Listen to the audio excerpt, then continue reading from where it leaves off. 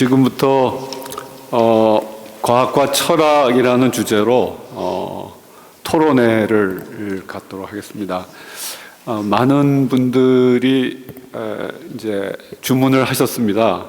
좀 이렇게 뜨거운 어떤 열기를 느낄 수 있는 그리고 또 필요하면은 이렇게 거친 표현도 이렇게 함께 하는 그런 열띤 토론회가 됐으면 좋겠다, 이런 말씀을 하셨는데, 제가 그런 거를 과연 할 만큼의 어떤 그 사회 능력을 가지고 있는지는 잘 모르겠습니다만, 아무튼 시작을 하겠습니다.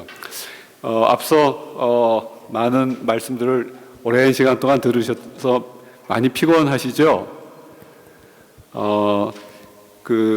여기에 계신 분들은 정말 평생 동안 사이언스나 엔지니어 쪽을 지속적으로 해오신 분도 계시고, 물론 한 영역에서 몸을 계속 담고 계신 분도 계시지만, 여러 분야를 또 이렇게 옮기면서 융합적인 어떤 그런 작업도 해오신 분도 아까 발표 때 저희가 이렇게 소개도 받고 그분의 연구에 대해서도 말씀을 들었습니다. 또 뿐만 아니라 이 철학을 하는 사람도 이제 한 분도 계시고, 저도 역시 이제 철학을 합니다만, 또 한편으로는 융합적인 성격을 처음부터 인문학과 과학, 또는 조금 좋게 얘기하면 과학과 철학, 또는 뭐 과학과 사회학, 이런 부분들을 융합을 통해서 학문적으로 이렇게 발전해 가시는 분도 계셨습니다. 그래서 사실 열띤 토론을 하려면 서로 팽팽한 긴장감이 필요하고, 좀 찬반 논쟁 하듯이 좀 얘기가 되면 열띤 토론이 될 가능성이 사실 높습니다. 그래서 오늘 대주제가 융합입니다만, 우선 융합을 하기 전에 좀 푸념들, 각 분야에서의 어떤 푸념들이라고 할까요? 상대방에 대한 푸념, 또는 문제제기, 또는 뭐 이런 이야기들. 그래서 좀 분열을 먼저 한 다음에 여기서 우리가 서로가 몰랐던 부분들을 좀 듣고, 그걸 통해서 앞으로 그러면 융합을 하려고 했을 때 무엇가 필요할지를 한번 가보면 어떨까, 그런 생각을 해봤습니다. 그래서 아무래도 여기 계신 선생님들께서 정말 한국을 대표하시는 분들이라서 그렇게 푸념을 하실 것 같지는 않은데, 어떻게 어느 분께서 먼저 좀 직접 학문, 자기가 몸담고 있는 학문 영역에서의 푸념도 뭐 좋겠습니다만, 우선 이제 상대 영역에 대한 어떤 문제 제기, 또는 아쉬움, 안타까움, 또는 이제 제가 푸념이라고 했습니다. 어떤 그런 이야기들을 좀 평소에 갖고 계신 게 있으면 먼저 좀 말씀을 해주시면 어떨까 생각을 합니다. 여기 허심탄회하게 얘기해도 되는 자리고, 나중에 문제가 되지 않는 자리 맞죠?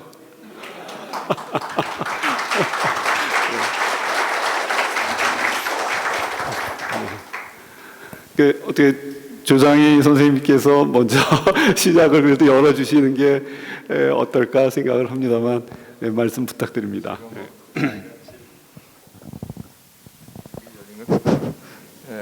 제일 나이가 많으니까 아마 제가 시작을 제가 오늘 와서 이렇게 쭉 들으니까 굉장히 콤플렉스를 느낍니다. 이 철학하신 분들 우리가 실용과학이라고 그럴까, 그런 건 사람이 따라갈 수가 없는 것 같아요. 그 소설을 쓰는 사람들이 역시 이 IQ가 높구나, 그런 생각이 듭니다. 그래서 제가 한마디 한마디 전부 적었어요. 우리 최 선생이랑 우리 손 선생님이랑 저는 그런 생각을 해요. 아까 끝에 가서 그런 얘기도 나왔죠. 대학이 지금 뭐 하는 거냐. 근데 대학 얘기를 제가 조금 제 얘기가 아니고 보고 들은 얘기를 제가 잠깐, 여기 조금 요거 맞지 않지만 한국에 와서 이렇게 보니까 이 대학은 가르치는 데가 아닌 것 같은데, 가르치는 데 모든 거에 집중되어 있는 것 같아요. 대학은 연구하는 데인데 말이죠. 그래서 결국 가르치는 거 가지고 대학의 랭킹이 정해진다는 얘기 내가 들어본 적이 없어요. 여러 군데 댕겨봐도 말이죠. 그래서 근데 한 나라의 그 대학이 제대로 돼야지 나라가 될 텐데 대학이 리더니까 말이죠. 뭐 철학이든 뭐 뇌과학이든 뭐 그런 걸 떠나가지고 말이죠.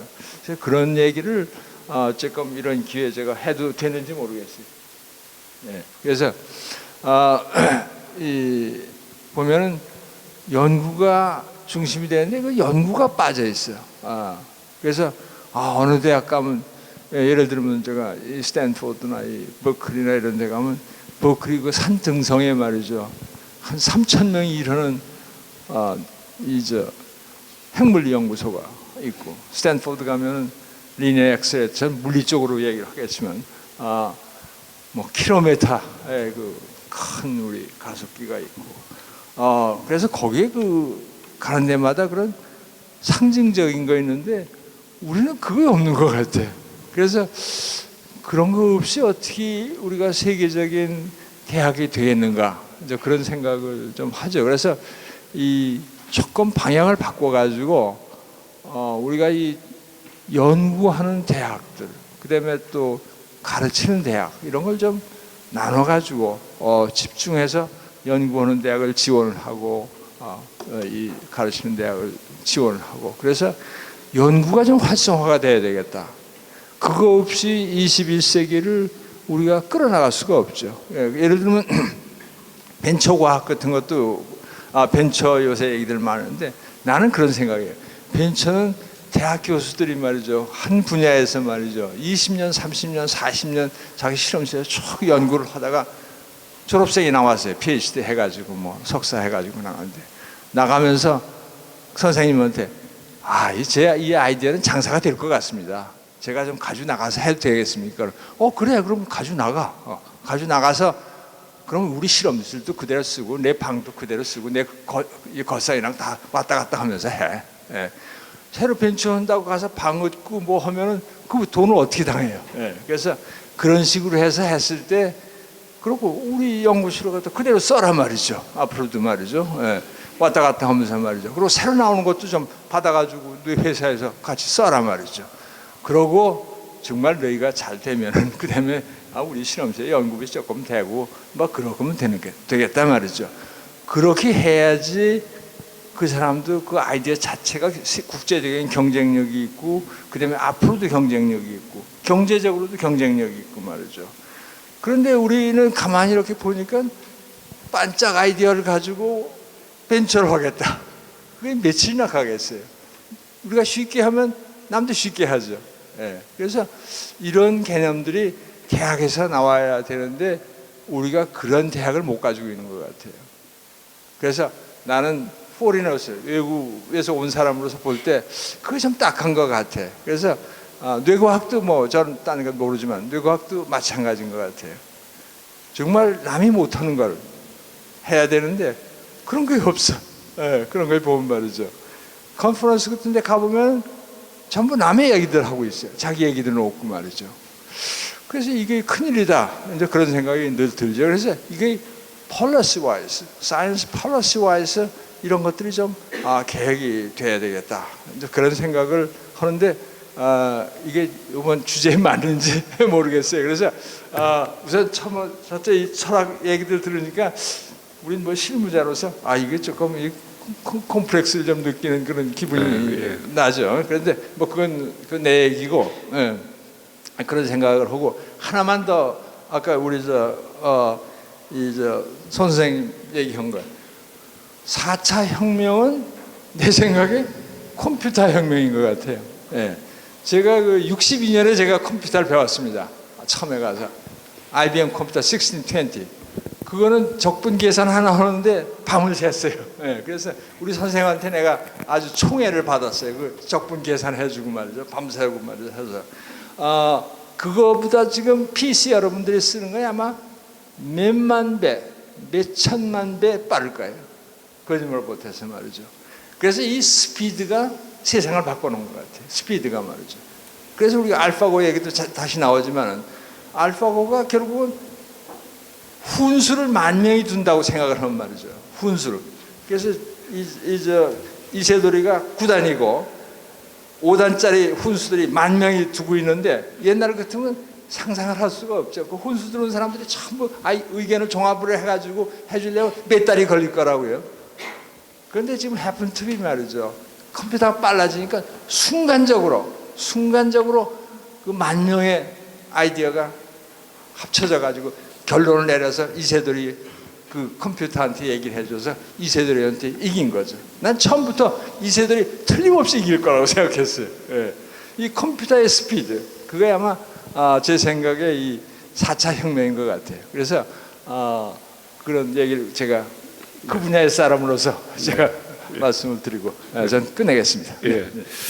뭐 제가 이렇게 좀 정리를 하면 한 3가지 말씀을 해주셨는데, 이제 과학과 철학 간의 어떤 좀 긴장과 갈등의 측면에서 한 3가지를 저는 이렇게 한번 보고 싶습니다. 이제 취지는 다른 취지에서 말씀을 하셨습니다만, 우선 이제 철학자와 과학자의 어떤 이제 역량이 서로 다른 것 같아요. 이제 뭐 바라보는 방식도 다르고 탐구 방식도 다르고, 이제 그런 부분에 관한 이제 차이에 대한 말씀을 좀 하나 해주신 것 같고, 또 한 가지는 이제 대학 안에서 뭐 연구 중심의 이제 어떤 시스템이 대학을 이제 육성하고 발전시키는 데 필요하다고 말씀하셨는데, 사실은 그 연구도 아까도 나왔습니다. 이제 응용 연구와 기초 학문에 대한 연구, 그리고 기초 학문 안에서도 이제 사이언스 쪽이 있는 반면에 이제 인문학이라는 또 영역도 있습니다. 그래서 이런 것들의 연구가 상호 어떻게 또 영향력을 긍정적으로 주고받을 수 있는지에 대한 부분들이 저는 또 한편으로 우리 사회에서는 잘 소통이 안 되고 있다고 생각을 하는데, 이제 제 방식대로 이 조장희 선생님께서 던져주신 질문에 그걸 한 가지 얹혀서 두 번째라고 좀 이렇게 말씀을 정리해 보고 싶고요. 3번째는 이제 현대 사회에서의 어떤 과학과 철학의 역할. 어떻게 보면 과학이나 엔지니어는 뭐 4차 산업혁명 이후에 어떤 문명을 어떤 기술을 통해서 이제 새롭게 개척하고 있는데, 이것이 정말 인간다운 또는 앞서 해 주셨던 지속 가능한 뭐 등등의 어떤 그런 바람직한 방향으로 가는지에 대한 어떤 좀 고뇌와 성찰이 필요한데, 사실 제가 이렇게 최근에 경험을 해보면 한국에서는 그런 고뇌와 성찰을 이야기할 수 있는 기회조차 사실 주어지지 않고 있습니다. 최근에 간단한 예는 아마 지난주에 발표된 것 같은데, 백악관에서 이제 국가 발전 전략의 하나로 이제 4차 산업혁명에 맞춘 국가 발전 전략의 하나로 이제 AI를 어떻게 활용할 것인가에 대한 보고서가 나왔는데, 그거와 동시에 그 보고서 안에 이것이 제대로 바람직한 어떤 인간 삶을 이제 유지시켜 주는 방향으로 가기 위해서는 윤리적인 어떤 제어가 필요하다 해서 같은 보고서 안에 2파트가 동시에 들어갔었습니다. 과연 그게 한국에서 가능할지, 저는 그런 면에서 3번째 말씀해 주신 주제로 그런 주제를 한번 제 나름대로 한번 정리해서 좀 상호 간에 약간의 긴장과 갈등의 포문을 열어보고자 합니다. 조장희 선생님께서 좋은 방향을 제시해 주셔서 감사드리고요. 우선 대학 교육에 관해서는 아마 최재청 교수님과 손동현 교수님께서 연구와 교육 또는 그 연구 안에서의 어떤 다양한 융합적인 어떤 접근, 이런 부분들이 어떻게 우리 사회에서는 되고 있는지, 뭐 어떻게 좀 보시는지 좀 말씀을 먼저 손동현 선생님께서. 우리 오늘 주제에서 좀 벗어나게 한 장본인 같아서 제가 좀 송구스러운데요. 그냥 짧게 말씀드리면은, 지금 조장희 선생님 말씀 지당하시죠. 연구력이 없는 대학은 뭐 하강하게 될 테니까요. 근데 이제 다른 한편 생각해야 될 것은, 대학에 재학하고 있는 학생들을 생각해 보면, 학생들은 대부분 연구자의 길로 가는 게 아니고, 그리고 지금 교수님들이 하는 그런 전문적인 연구의 결과를 그 영양원으로 해야 되겠지만, 그 연구가 아주 그 분야의 전문적인 것이라면 그 학생들로서는 그 연구의 실과를 교육 과정에서 얻어먹고 그것을 영양원으로 하기에는 거리가 있어서 저는 그래서 대학을 좀 유형화시켜야 된다 이런 말씀을 평소에도 드립니다. 뭐 말만 연구 중심, 교육 중심 할 게 아니라 정말 연구를 전폭적으로 지원해주는 그런 대학 아니면 그런 학과를 좀 선별해서 전폭 지원하고, 그리고 대부분의 대학들은 이제 학생들을 교육시키는 데에 더 역량을 집중해야 할 것이다. 그러니까 직업 교육을. 네. 예, 그렇죠. 그러니까 지금은 두 마리 토끼를 잡아야 되는데 두 마리 토끼를 다 놓치고 있다. 이제 이런 말씀을 좀 드리고 싶고요. 아까 제가 말씀을 미처 못 드렸는데 조금 보충 말씀드리자면은 이제 기초 학예 교육을 시켜야 된다는 것은 이제 어느 학과 학생이든지 그 기초적인 지적 능력을 지니고 있어야 앞으로 격변하는 사회에서 대응할 수 있을 것이다. 그런 뜻에서 말씀드린 것이고, 바로 그 기초 학예 부문들, 그러니까 인문학, 기초 사회과학, 기초 자연과학들을 그 중에 여러 학문들 중에 좀 선별해서 균형 있게 그렇게 공부해야 그 학생이 창의적인 생각을 할 수 있는 자양분을 얻게 되는 것이다. 그러니까 융합교육 하는데 무슨 교과목 하나에다가 뭐 융합하는 뭘 넣을 게 아니라 그렇게 두루두루 공부하게 하면 그 학생들이 융합적 식견을 나중에 갖게 될 것이다 라는 뜻에서 저는 대학의 커리큘럼이 이제 각 분야, 전문 분야의 공부는 그것대로 하고 그것의 기초가 되는 분야, 지금 대학의 교육과정이 전공과정, 교양과정으로 나뉘어져 있는데 교양과정이 너무 허술하니까 이 분야를 좀 강화시켜서 그 기초학문으로 꽉 채워가지고 융합적으로 사유할 수 있는 기본을 제공해 주자. 그래야 창의적인 생각도 나온다. 이런 말씀을 좀 드리고 싶었습니다. 이상입니다. 네, 제가 다시 또 질문을 드리기로 하고요. 최재천 선생님 좀 먼저 말씀. 저도 저 아까 손동현 선생님이 제가 선생님하고 그 분야에서는 의기투합하신다고 이미 하셨으니까 의기투합 충분히 하고요. 얼마 전에 전 그런 얘기를 공개적으로 한번 한 적이 있는데요. 제가 처음에 이제 미국의 펜스테이트에 갔을 때 그 학교에서 테니어를 못 받고 떠나는 젊은 교수님이 저한테 한밤중에 제 연구실에 와가지고 키를 하나 갖고 있으면 유용할 거야. 그리고 주고 가셨어요. 마스터 키라고 그러면서 주시는데 한 몰골이 말도 아니더라고요. 도돌거리는 것도 하나도 없고 그냥 이렇게 밋밋하게 그냥 이런 거예요. 그래서 제가 이게 무슨 마스터 키가 이래요. 그랬더니 열어봐 그러시더라고요. 그래서 그날 밤에 새벽 3시에 그 건물에 한 10몇 방을 학과장님 방까지 다 포함해 갖고 혼자서 제가 다 찔러봤는데 전부 열리더라고요. 실제로 인터넷에 들어가서 마스터 키를 만드는 법하고 쳐보세요. 뭐가 나오냐면 제일 먼저 가장 간단한 방법, 줄을 가지고 아무 키나 도돌거리는 걸 다 문질러 없애라. 그럼 마스터 키가 된다는 거예요. 우리가 지금 사용하고 있는 키에 그 돌기들이 있는 거는 아무 방이나 다 열지 못하게 만들어 놓은 거예요. 걸리게끔. 그걸 다 문질러 버리면 돌아서 이게 열리는 거거든요. 왜 미국이나 유럽에 그 오래된 학교들, 명문대학들은 왜 학과 이름도 한번 300년, 400년, 700년, 800년 동안 학과 이름도 안 바꾸고 똑같은 놈의 교육을 아까 손동현 선생님 설명하신 그 기초 음악까지 포함해서 왜 그것만 가르칠까? 이렇게 세상이 빨리 변하는데 무슨 알파고 융합과학과 이런 거 만들어야 되잖아요. 우리나라는 대학들이 그런 거 만들잖아요. 제 바로 옆에 연구실은 제가 사진을 한 장 찍고 싶은데 그 방 사람들이 문 열고 나올까 봐 지금 못 찍고 있는데요. 연구실 이름이 물리, 화학, 통계, 수학, 생물 연구실이에요. 자연과학 연구실이라는 뜻이잖아요. 물리, 화학, 통계, 수학, 생물 연구실이라고 돼 있어요. 우리가 지금 하는 이 행동을 보면 참 한심해요. 뭐 제가 통섭을 꺼내놓은 사람으로 그게 좋은 방향이라고 얘기를 하면 참 저도 좋겠는데 그게 아니고, 기초는 아무것도 해놓은 것 없는데 그냥 돌기만 만들어 가지고 문 하나 겨우 열어볼까. 지금 우리 대학에서 하고 있는 교육이 우리 학생들에게 첫 직장 얻어주는 것만 우리가 책임져 주려고 뭐 그나마도 잘 못하고 있습니다만, 근데 아까 손동현 선생님 말씀하실 때 우리가 그 문명사적인 대변환을 겪고 있다 그러는데 생물학적 대변환도 겪고 있거든요.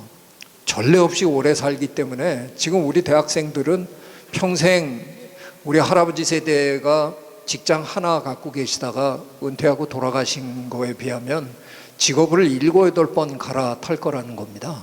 근데 지금 우리가 가르치는 건 달랑 전공 하나 가르쳐서 내보내는데 그 친구가 40대 중반에 첫 직장에서 쫓겨나고 난 다음엔 도대체 방법이 없게끔 지금 해놨는데, 그걸 왜 미국의 유럽의 명문 대학들은 계속 똑같은 짓을 할까? 잘 생각해 보면 기초만 제대로 해주면 언제든 그 친구가 거기다 뭘 조금 붙여서 새로운 문을 열 수 있다는 거죠.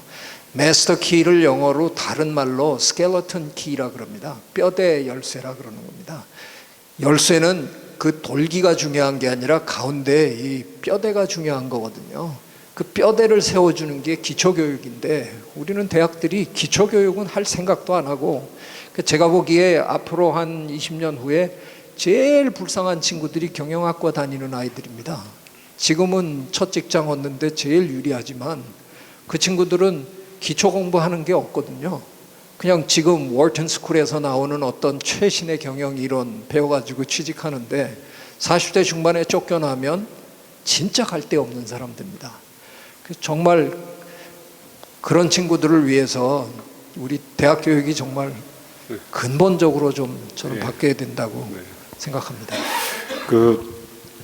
우리 조장희 선생님께서 처음에 문을 열어주셔서 대학 교육 쪽으로 방향을 좀 살짝 돌렸더니 갑자기 갈등 관계가 아니라 서로 협력해서 이 사회의 기초교육, 기초학문에 대한 연구를 함께 잘 하는 것처럼 결론이 나는 것 같아서 제가 좀 잠깐 사회를 잘 못 본 것 같습니다. 그래서 조금 더 내부적인 문제로 제가 좀 방향을 바꾸고 싶습니다. 제 경험을 한번 말씀드리고자 하는데요. 여기 대학에서의 교육과 연구와 관련된 건데요.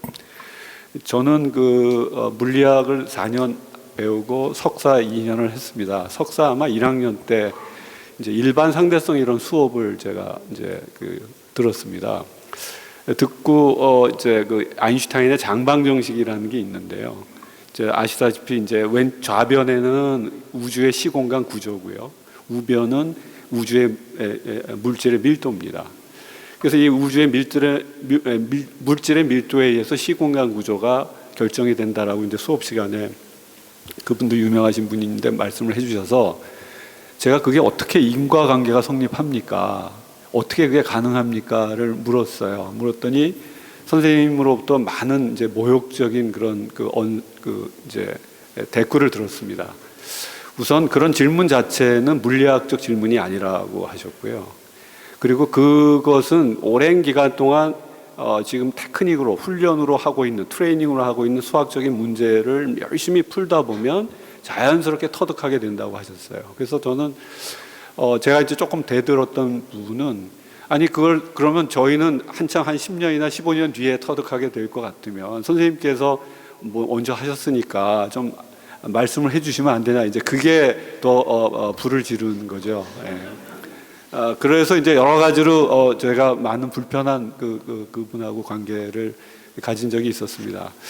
저는 어떻게 물질이라는 것이 시공간이라는 것에 영향력을 행사할 수 있고 그것을 결정할 수 있느냐라는 게 굉장히 궁금했거든요. 만약에 그분이 그걸 말씀을 해주셨으면 저는 아마 물리학을 계속 연구했을지도 모릅니다.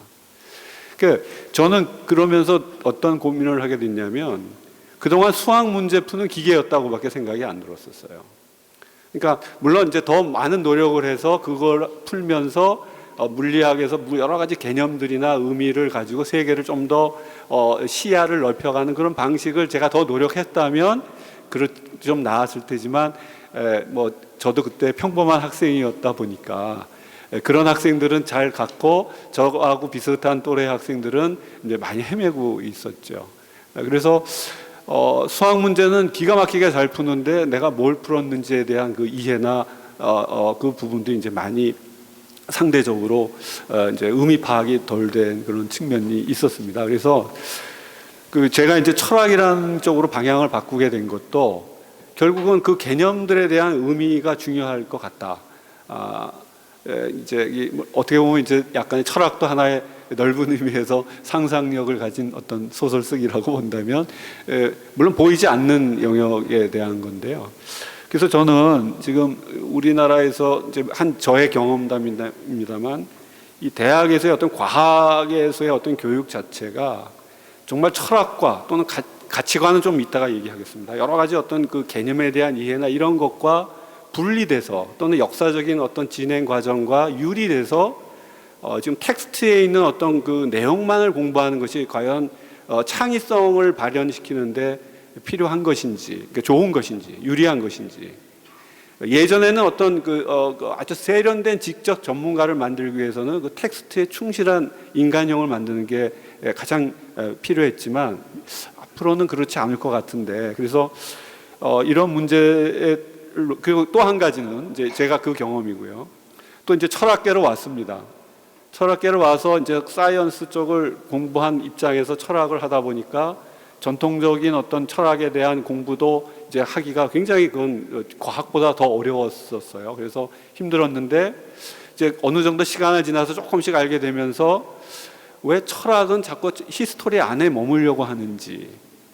그러니까 다시 말하면 현대 문명사적 전환에 관해서 이제 철학적인 어떤 분석과 어떤 앞으로의 미래학적인 어떤 전망과 그에 대한 어떤 대안이라고 할까요? 어떤 문제 방향이라고 할까요? 이런 것들을 조금 제시해주는 그런 어떤 이제 미래적인 어떤 그 지향적인 그런 미래지향적인 그런 어떤 연구들은 생각보다 없었다고 생각이 들었습니다. 그래서 물론 이제 우리가 철학사에 들어있는 수많은 이야기들이 현대에 투사될 수가 있습니다. 그래서 활용될 수가 있는데 문제는 현대에 변화하고 있는 것들에 대해서 철학자들이 너무 좀 소홀한 것은 아닌지, 그러다 보니까 그것을 연결시키려고 하지 않고 자꾸 철학사에 안주하는 것은 아닌지 하는 또 그런 또 문제를 좀 겪어서 제가 아주 직설적으로 던진 문제에 대해서 네 분 선생님들께서 우선 최승진 선생님 먼저 좀 한 말씀 부탁드립니다.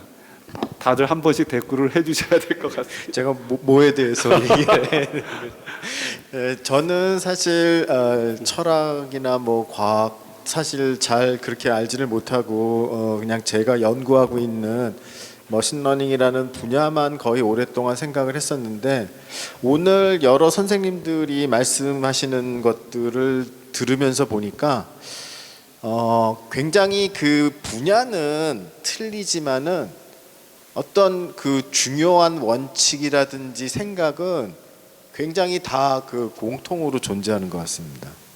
그래서 이제 예를 들어서 철학과 교육에 대해서 그 말씀해 주신 선생님 얘기 중에 첫 번째가 보이는 것에서 보이지 않는 것을 갖다가 찾아간다고 하셨는데요. 머신러닝의 중요한 그 방법들이 보이는 데이터에서 보이지 않는 것을 갖다가 사실 찾아가는 그런 알고리즘을 만드는 게 굉장히 중요한 일입니다. 그래서 사실 거의 대부분의 문제가 그러한 문제로서 이렇게 그 귀결이 되기 때문에 그런 말을 들으면서도 저희들이 항상 매일 제가 20년간 연구해온 모델이 보이는 것에서부터 보이지 않는 것을 갖다가 찾아나가는 모델이었었는데 그럼 그게 이제 철학하고도 관련이 있구나. 그리고 이제 최근에 인공지능과 관련해 갖고 아주 그 기술적인 수학적인 내용을 좀 배제하고 뭔가 좀 기본적인 생각을 전달하는 책이 하나 있어서 제가 읽어봤는데 거기에는 이렇게 이제 설명을 하고 있습니다. 사람들이 그동안 인공지능을 오랫동안 연구하면서 많은 장벽이 있었는데 인공지능을 5개 부족으로 나누어서 설명을 합니다. 첫 번째가 철학, 철학하는 사람들이 굉장히 또 인공지능에 대해서 반발이 상당히 많이 있었다고 합니다. 그래서 철학하면은 보통 저희들이 알고 있는 몇 가지의 명제가 있고 그 명제로부터 계속해서 새로운 명제를 또 논리적으로 만들어내고 그럼으로써 모든 거에 대한 결론을 갖다가 도출을 하는데 그런 방식으로만 고집을 하기에는 사실 인공지능의 초창기 이 연구가 그거랑 굉장히 유사합니다. 사람이 알고 있는 그러한 지식들을 빠른 시간에 컴퓨터에 그대로 입력을 해서 그 방식대로만 동작을 하게 하는. 근데 그러다 보니까 저희들이 보지 못하던 생각하지 못했던 많은 일들이 일어나는데 그것들은 입력이 안 돼 있기 때문에 그렇게 막 사람처럼 멋있게 유추하지를 못하는 거예요. 그러나 이제 그러한 방식의 종족이 있고 또한 어떤 거를 보면은 저희들이 저는 잘 모르지만은 막 태어나서부터 이미 어느 정도는 알고 있고 행동할 수 있는 것들이 있고요. 아니면 이제 새롭게 배워나가면서 할 수 있는 것이 있는데 어떻게 보면 머신러닝이라는 거는 데이터로부터 계속 뭔가를 배워나가야 되는데 그러면은 모든 거를 갖다가 다 그렇게 배워야 되느냐. 근데 실제적으로 배우지 않고서도 어느 정도 기본적으로 할 수 있는 것 그런 것들을 뭐 어떻게 설명을 하느냐 그랬더니 그런 거는 또 진화론 쪽으로 설명을 한다고 하더라고요. 그래서 오랜 기간 진화에 의해서 인코딩이 돼 있는 것들이 있다. 그러니까 또 이제 진화론에 근거한 그런 인공지능이 있고요. 철학적인 논리에 근거한 인공지능이 있고 그 다음에 이제 요새 중요한 기술로 되고 있는 딥러닝이라는 방법은 많은 조그만 노드들이 굉장히 서로 많이 연결이 돼서 그 전체적으로 하나의 문제를 굉장히 분담해서 해결을 하는 좀 브레인과 가까운 이제 그런 쪽을 연결주의자 또는 뭐 커넥셔니스트라고 합니다. 그래서 그렇게 연결주의자들의 또한 접근 방법이 있고 그 다음에 이제 제가 주로 연구를 하고 있는 일명 베이즈 사제에 의한 뭐 방법, 베이즈 사제를 많이 이제 얘기를 하는데 그 토마스 베이즈라는 그런 그러니까 사제니까 뭐죠? 저기 종교에 계시는 분이죠. 혹시 뭐 예전에 그 확률 같은 거를 배울 때 뭐 베이즈 정리라는 걸 갖다가 아마 배우신 적이 있을 겁니다. 근데 사실 머신러닝에서도 어쩌면은 간단한 방법일 수도 있지만은 그거에 기반한 많은 이론들이 나와 있는데요. 그거는 한마디로 쉽게 설명을 드리면은 어떠한 문제의 솔루션을 찾기 위해서 일단은 제가 어떻다라고 미리 일단은 어느 정도 이렇게 생각하는 바가 있습니다. 그것이 이제 사전의 지식이고요. 그 다음에 뭔가를 관찰해서 데이터를 얻게 되면은 그 다음에 다시 그 문제에 대해서 생각을 하는데 그거를 갖다가 사후 지식이라고 얘기를 합니다. 그래서 이 사후 지식을 통해서 그 문제의 솔루션을 갖다가 찾아나가는 그러한 방법이 있는데 이제 그러한 쪽이 베이즈 머신 러닝이라는 쪽이고요. 나머지 하나는 이제 뭔가 어떤 주어진 거에 대한 유추해 나가는 방식. 그래서 이런 식으로 한 5개 정도의 커다랗게 나눠져 있습니다. 그러나 궁극적으로 뭔가 사실은 저희가 몰라서 이렇게 나누어져서 다른 눈을 가지고 가고 있지만 이 5개의 종족이 궁극적으로 쳐다보는 쪽은 사실은 가운데 있는 하나의 점일 겁니다. 그래서 사실은 이제 최종 해결하고자 하는 찾고자 하는 거는 단 하나에 있는데 인공지능 안에서만도 이렇게 지금 5개의 종족으로 나눠서 사실은 이 5개의 종족이 다 친하지는 않습니다. 근데 좀 가까워질 수 있는 또 그 안에서도 종족이 있고 굉장히 서로의 방법을 배타시하는 또한 종족이 있습니다. 그래서 어떻게 보면은 이 작은 분야 안에서도 5개의 종족이 지금 계속 싸우고 있는데 이 학문 간에 통섭을 한다는 거는 그만큼 훨씬 더 어려운 일일 거라고 저는 하여튼 생각을 합니다. 그리고 사실 저는 개인적으로는 이 뭐 인터디스플리너리나 통섭이라는 그러한 교육을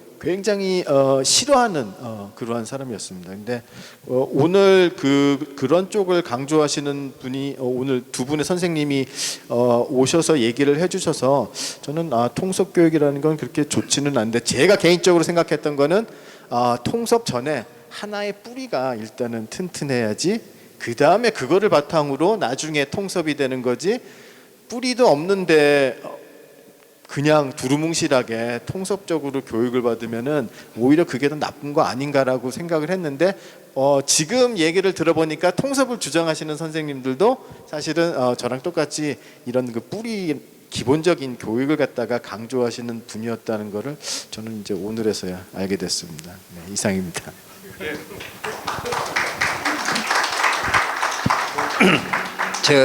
제가 할 통섭 얘기를 얘기들이- 하시니까 할 얘기들이 많기 때문에 좀 네. 짧게 말씀해 예. 주시면 고맙겠습니다. 제가 종종 이제 통섭 설명할 때 그렇게 합니다.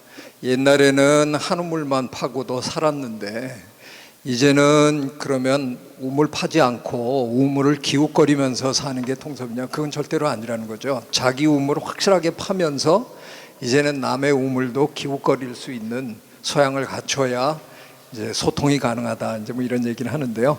제가 마이크 잡은 이유는 제가 진짜 도전을 한번 그럼 하겠습니다. 그래서 한번 두 분 철학하시는 선생님에게 한번 도전을 한번 하겠습니다. 아까 우리 손도현 선생님이 디지털 기술이 이제 결국은 물리주의적 세계관에서 생명주의적 세계관으로 이렇게 가는데 지금 역할을 하고 있다. 근데 정확하게 왜 디지털이 생명을 불러오는지에 대한 설명은 좀 없으셨어요. 아마 조금 시간이 없으셔서 그랬는지 그 얘기도 조금 해주셨으면 좋겠고요. 제가 지금 도전하고자 하는 거는 철학이, 그 중에서 특히 이제 과학 철학이, 이중원 선생님 과학 철학을 하시지만 과학 철학이 여전히 물리에 기반을 둔 철학이잖아요. 근데 저는 이제 생물학을 하다 보니까 철학적인 문제에 부딪혀서 과학 철학에 기대려고 해보면 아까 제가 얘기 드린 대로 물리학이나 화학하고 생물학이 너무나 다른 학문입니다. 근데 여전히 생물 철학은 제대로 된 게 제 판단에는 아직 없습니다. 전혀 시작조차 제대로 하지 못하고 있다는 생각이 듭니다. 철학이 학문을 좀 이끌어줘야 되는데 지금 디지털 혁명이 일어나서 문명사적 변환이 막 지금 정신없이 가고 있는데 철학계는 뭐 하고 있냐는 겁니다. 생물 철학을, 생물에 기반을 둔 그동안의 철학과는 전혀 다른 새로운 기반의 철학이 나와줘야 그걸 우리가 사고의 어떤 그 프레임으로 해서 이 문명사적인 변환에 살아남을 것 같은데 철학에서 아무런 것도 저희한테 지금 제시해 주지 못하고 있다는 생각입니다. 이 물리학에 기반을 둔 과학 철학은 생물학자에게 전혀 도움이 안 됩니다. 그래서 전 은퇴하면 진짜 생물 철학을 한번 해볼까 이런 꿈을 꾸는데 아까 이중원 선생님 말씀대로 철학에 들어가면 또 한참 걸리잖아요. 배우는데 그 과연 할 수 있을까? 그래서 오늘 그냥 두 분이나 계시니까 제가 그냥 도전합니다. 사회자의 취지에 적극 호응해 주셔서 감사합니다. 그럼 손동현 선생님 먼저 아니요, 저는 말을 좀 해서 먼저 말씀해 주십시오. 제가 이제 기왕 소설 쓰려면 크게 쓰자라고 모두 허두를 떼긴 했습니다만 앞으로는 이렇게 될 것 같다는 생각은 들어요. 그게 뭐냐면은 이제 철학에서도 이 세계를 원자론적으로 이해할 것이냐, 유기론적으로 이해할 것이냐. 유기론적으로 이해하자는 것은 이제 홀리스틱하게 이제 전일적으로 이해하자는 것인데 이해는 그렇게 하는데 이 세계를 어떻게 관리할 것이냐. 그러면은 다 물리주의적으로 갈 수밖에 없어요. 분석해가지고. 그 세계 관리의 방법에 있어서는 어쩔 수 없이 분석하고 해서 뭐 극단적으로 말하면 기계적으로 그렇게 해야 사회에서도 공정하게 룰을 만들 수 있고 그리고 여러 가지 사태를 관리하고 성과를 내고 하는 데는 그 방법이 이제 제일 유리하다고 생각을 해왔고 그거밖에 없었는데 제가 보기에는 이제 그거는 철저하게 수학적 계산에 의존하는 거라는 말씀이에요. 그건 무슨 예술적 감각에 의존해서 그것이 이루어질 수는 없는 일이란 말이에요. 그런데 제가 보기에 이 디지털 기술이 이게 마술을 피워가지고 그 양자 사이를 다리를 놓는다. 다리 놓고 있는 현상을 우리가 목도하고 있거든요. 그렇다면은 오히려 세계 관리의 방법도 유기론적인 전일론적인 세계상을 구현하는 쪽으로 더 고양될 수 있겠다. 그러니까 더 사실은 인류의 문명이 더 섬세하게 되고 더 정교하게 되고 생물학 그러니까 그 동안에는 전 자연과학에 대해서 막연하게 뭐 방법론적으로 현대 생물학은 생물학이 아니라 아주 정교해진 물리학이다. 생명 현상 자체를 파악을 못하고 생명 현상을 화학적인 현상으로 더 나아가서는 물리적인 현상으로 환원시켜서 설명하고 있지 않느냐. 그게 분자 생물학이고 그런 거 아니냐. 이렇게 생각을 했고 그렇게 하지 않으면은 뭐 생명 현상을 이해는 달리 할 수 있겠지만은 관리를 한다거나 할 때 이를테면은 뭐 아플 때 약을 먹어야 되는데 제약 그러니까 약을 개발한다고 할 때 그런 방법 아니고서 직관적으로 하는 건 이제 동아시아의 한의 뭐 이렇게 되니까 그거는 받아들이기 어려웠지 않았느냐 이렇게 생각이 되는데요. 그런데 그러한 분석적이고 수학적인 그런 계산의 활동이 심미적이고 감성적인 영역과 내통할 수 있게 된다면 그렇다면 세계 관리의 그 레벨을 한층 더 올릴 수 있지 않겠느냐. 그래서 이제 압축해서 말씀드리자면은 생물학적 어떤 생각을 물리학적으로 환원시키지 않아도 굳이 생명 현상 자체를 이해하고 관리하고 할 수 있는 방법이 나오지 않겠느냐. 이게 소설치고는 조금 추상적이고 너무 앞서 나가는 것 같지만 아마도 그렇게 되지 않을까 이런 생각을 해본 겁니다. 제가 그 한마디 하면 그 생물학이 차원이 좀 높은 거 아닌가 그런 생각이 들어요.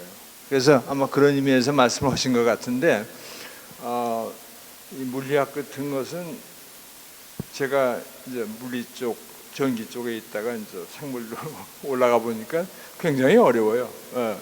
우리 전기나 이 물리 할 때는 전기 끄고 집에 가면 되는데 실험실에서 이 생물 쪽은 계속 잘하고 있거든요. 그러니까 차원이 좀 높은 것 같아요. 그래서 그런 의미에서 아마 우리가 더 앞으로 어려운 궁극에 가서 어려운 건 생물이 아니겠느냐. 뭐 그런 얘기로 말씀을 하신 것 같은 생각이 들어서 나도 박수를 쳤는데 그때 말이죠. 딴 분들은 어떻게 생각을 했는지 모르겠어요. 네, 그 이제 지금 답변은 사회자로서가 아니라 이제 과학 철학을 전공하는 한 사람으로서 연구자로서 말씀을 질문하신 거에 대해서 좀 말씀드리면 그 과학 철학이 20세기에 등장한 새로운 학문 분야이긴 합니다. 철학이 이제 논리적인 측면과 어떤 그 경험적인 실증적인 측면들을 이제 철학의 하나의 두 축으로 이제 그 재구성을 하자라는 논의가 유럽에서 이제 과학자들을 중심으로 다시 시작이 됐고 비엔나 스쿨이라는 그 이제 곳에서 시작이 되면서 처음에는 과학자들이 이제 문제 제기를 던지고 그런 방향성을 이제 가지고 논의를 하다가 이후에 그런 철학자들이 좀 더 참여를 하고 그 바톤을 이어받아서 이제 좀 다른 방식이긴 합니다만 결과적으로 그 비엔나 학파가 처음에 제기했던 것이 이제 과학적 방법론이었거든요. 과학적 방법론을 좀 더 명시적으로 우리가 이해할 수 있도록 구조를 만들고 개념화를 해보자 이제 이런 것이었는데 그게 이제 철학에서는 논리학이나 무슨 분석 철학이나 언어 철학이나 이런 그런 영역하고 또 잘 맞닥뜨려졌기 때문에 그런 영역에서 이제 과학 철학이 계속 이어져 왔었습니다. 문제는 이제 과학 철학이 그것만 있는 건 사실 아니거든요. 이후에 그런 경향성이 너무 어떤 그 분석 중심으로 가다 보니까 과학 철학이 이게 철학이냐 아니면 뭐 과학학의 학이냐 뭐 이런 그 이야기들이 나오면서 이제 토마스 쿤이라는 사람에 의해서 새로운 과학 철학이라는 또 어떤 그 이제 이야기들이 등장을 해서 굉장히 복잡한 그런 어떤 그 상황에 놓여 있는 건 분명한데요. 문제는 이제 한국에서의 과학 철학 연구는 이제 인원 소수다 보니까, 그리고 대체로 물리학을 했던 사람들이 아까 같은 저와 같은 그런 비슷한 계기들이 좀 있는 것 같아요. 뭔가 궁극적인 어떤 질문에 대한 답이 물리학에서 나오지 않아서 철학적인 고민을 또 했던 사람들이 좀 많이 있었던 것 같습니다. 그래서 현재 연구자들이 그런 쪽의 출신자 배경이 그러다 보니까 지금 말씀하신 생물학의 철학에 대한 논의는 조금 소홀해진 게 분명히 있습니다. 아까 말씀하신 것처럼 손 선생님께서도 지적하신 것처럼 생물물 현상조차도 환원론적인 방식으로 지금 진행하고 있는 게 대부분이죠. 아마 생태학이나 진화론적인 관점하고는 조금 다른 입장이겠습니다만, 생물 철학이 이제 그런 것들을 좀 지적할 수 있는 연구를 해야 될 필요가 있다라는 말씀으로 저는 새겨 듣고자 합니다. 그러니까 분석 철학적인 접근 방법도 필요하겠지만 그것이 어떤 한계가 있고 생명 현상을 연구하는 데서 어떤 제약이 따른다라는 것들을 좀 명확하게 또 얘기를 해줄 필요가 있을 거고요. 그 외에 다른 방법론이라는 것도 또 생물 철학 안에서 진화론적인 접근이라든가 어떤 시스템적인 접근이라든가 유기체적인 접근 같은 것들도 철학적으로 얼마나 중요한 것인지를 좀 드러내 준다면, 개념화를 하고 방법론을 명료화해주고 한다면 생명학을 연구하시는 분들 안에서도 그런 방법론이 있다면 한번 자기 연구에 반영을 해볼 수 있는 이런 여지가 저는 있을 거라는 생각은 듭니다. 그런 면에서 생물 철학에 대한 연구는 지적하신 대로 상당히 소중한 연구라고 생각이 들고요. 더더욱 저는 이제 개인적으로 우리 동아시아 지역이 뭐 잘 아시다시피 기본적으로 이제 홀리즘에 입각한 철학 사상적 전통을 갖고 있다 보니까 그거와의 연계 가능성도 또 상대적으로 높아질 수 있다고 생각이 들어서 아마 유럽에서 못하는 걸 한국에서 한다면 유럽에서 부족했던 부분을 우리 한국에서 생물 철학하는 분들이 채워줄 수도 있지 않겠나 하는 그런 미래에 대한 희망도 사실 좀 있습니다. 다만 현재는 저희가 그런 부분에서 많이 부족하다는 것을 일단 인정을 하고 반성을 하겠습니다.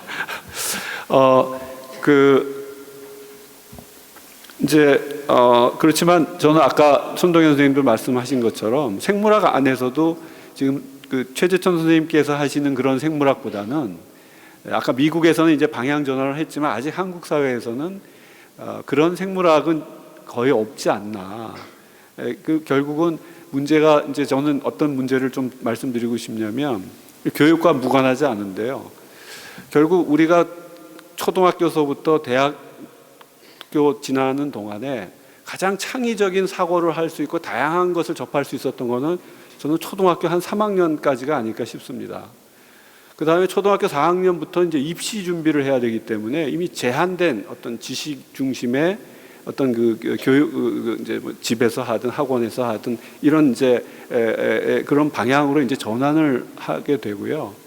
그런 어떤 뭐 세계관이나 세계상이나 또는 뭐 여러 가지 인간의 뭐 생명 현상이면 생명에 대한 거나 이런 것들을 좀 더 포괄적으로 생각할 수 있는 그런 가장 중요한 그 청소년기에 그런 사고를 할 수 있는 기회가 없다고 생각이 듭니다. 그리고 그런 일련의 성장 과정을 통해서 가장 세계적으로 전문가가 되신 분들을 보면 굉장히 윤리적인 거나 어떤 그런 그 철학적인 거나 이런 부분을 굉장히 이렇게 별거 아닌 것처럼 이렇게 쉽게 말씀하시는 경우들 제가 볼 수가 있었는데요. 사실은 그게 그렇지 않을 거라는 생각이 좀 듭니다. 예를 들면 최근에 이제 생명의료윤리법이라는 것도 여러 가지 형태로 이제 과거에는 없었던 거죠. 생물학에서 그런 연구를 활성화하는 것이 더 중요했지 거기에 윤리적인 문제를 가지고 컨트롤한다는 것은 상상을 못했던 것인데 21세기 들어오면서는 들어왔습니다. 그만큼 이제 그 최근에 어떤 과학기술의 분야가 과거보다는 훨씬 더 인간의 삶에 어떤 그 혁신적인 문제를 일으킬 수 있기 때문에 그런 연구와 함께 병행을 해서 그것이 야기할 수 있는 윤리적인 사회적인 문제도 함께 연구를 하라는 이게 이제 현대 첨단 과학 기술에서의 어떤 그 연구 좀 국가에서 추진하는 정책들이 가지고 있는 기본 틀인데 한국은 그런 틀이 일단 없습니다. 근데 이제 제가 놀라는 거는 그런 제안을 미국이나 유럽의 경우는 과학자들 안에서도 제시를 해줍니다. 우리가 이런 연구를 하는데 아무래도 인문학자들과 몇몇에 대해서는 공동 연구가 필요하다. 윤리적인 부분이나 이런 거에 대해서는 또는 사회학자와 일부 연구가 필요하니까 우리 연구의 90은 원래 R&D 연구를 하고 사회적인 영향과 관련돼서 한 5% 내지 10%를 그분들과 함께 연구하면 좋겠다라는 제안을 과학자 소사이티 안에서도 하거든요. 근데 한국 사회에서는 저는 그런 걸 볼 수가 없었습니다. 그런 걸 제안하면 거기서 벌써 카트를 하거든요. 그러니까 연구재단에다 제안을 하고 정부 부처에다 제안을 해도 이미 연구 책임자가 그런 걸 왜 우리가 해야 되느냐는 그런 네거티브한 이제 생각을 갖는데, 이게 저는 단지 철학적인 개념이나 이런 문제가 아니라 과학 활동을 하는 사람도 이제 과학자고 인간이기 때문에 과학이 추구하는 그 숭고한 목적이 결국 인간의 어떤 삶과 충돌해서는 저는 안 된다고 생각하거든요. 그렇다면 혹시 그런 문제가 야기될 수 있을 경우에는 조율이 필요할 텐데, 이제 철학자들이 저희가 얘기를 하면은 아무도 안 듣습니다. 하지만 과학자 소사이어티 안에서 그런 제안을 하면은 귀담아 듣습니다. 정부가요. 그런 문제는 저는 굉장히 좀 아쉽다고 생각을 하거든요. 제가 질문 겸 푸념을 좀, 조금만 기다려 주시기 바랍니다. 그래서 혹시 뭐 제가 너무 지나치게 표현을 했습니다만, 오늘 그 좀 갈등과 긴장을 있는 그대로 한번 노골적으로 드러내보고 싶어서 있는 그대로 그냥 정제되지 않은 표현을 썼습니다. 혹시 뭐 조장희 박사님 어떻게 뭐 아니면 최승진 뭐 전별 없지만 아까 이제 우리 최주선 박사님하고 이 손 박사님 말씀하셨는데 기초를 대학에서는 좀 했으면 좋겠어요. 그래서 통섭은 대학원에 가서 하면 좀 어때요? 그래서 우리가 써보니까 뭐 대학원생들이 이제 우리 쓴다고 얘기하는데 써보니까 기초가 확실하지 않은 사람은 쓸모가 없어요. 그래서 기초를 확실하게 왔을 때 앞으로 여러 생물이고 뇌과학이고 이렇게 쓰이는데, 기초가 약한 사람들은 대학원에서 쓸모가 없으니까 앞으로 잘할 기회가 없어지는 거죠.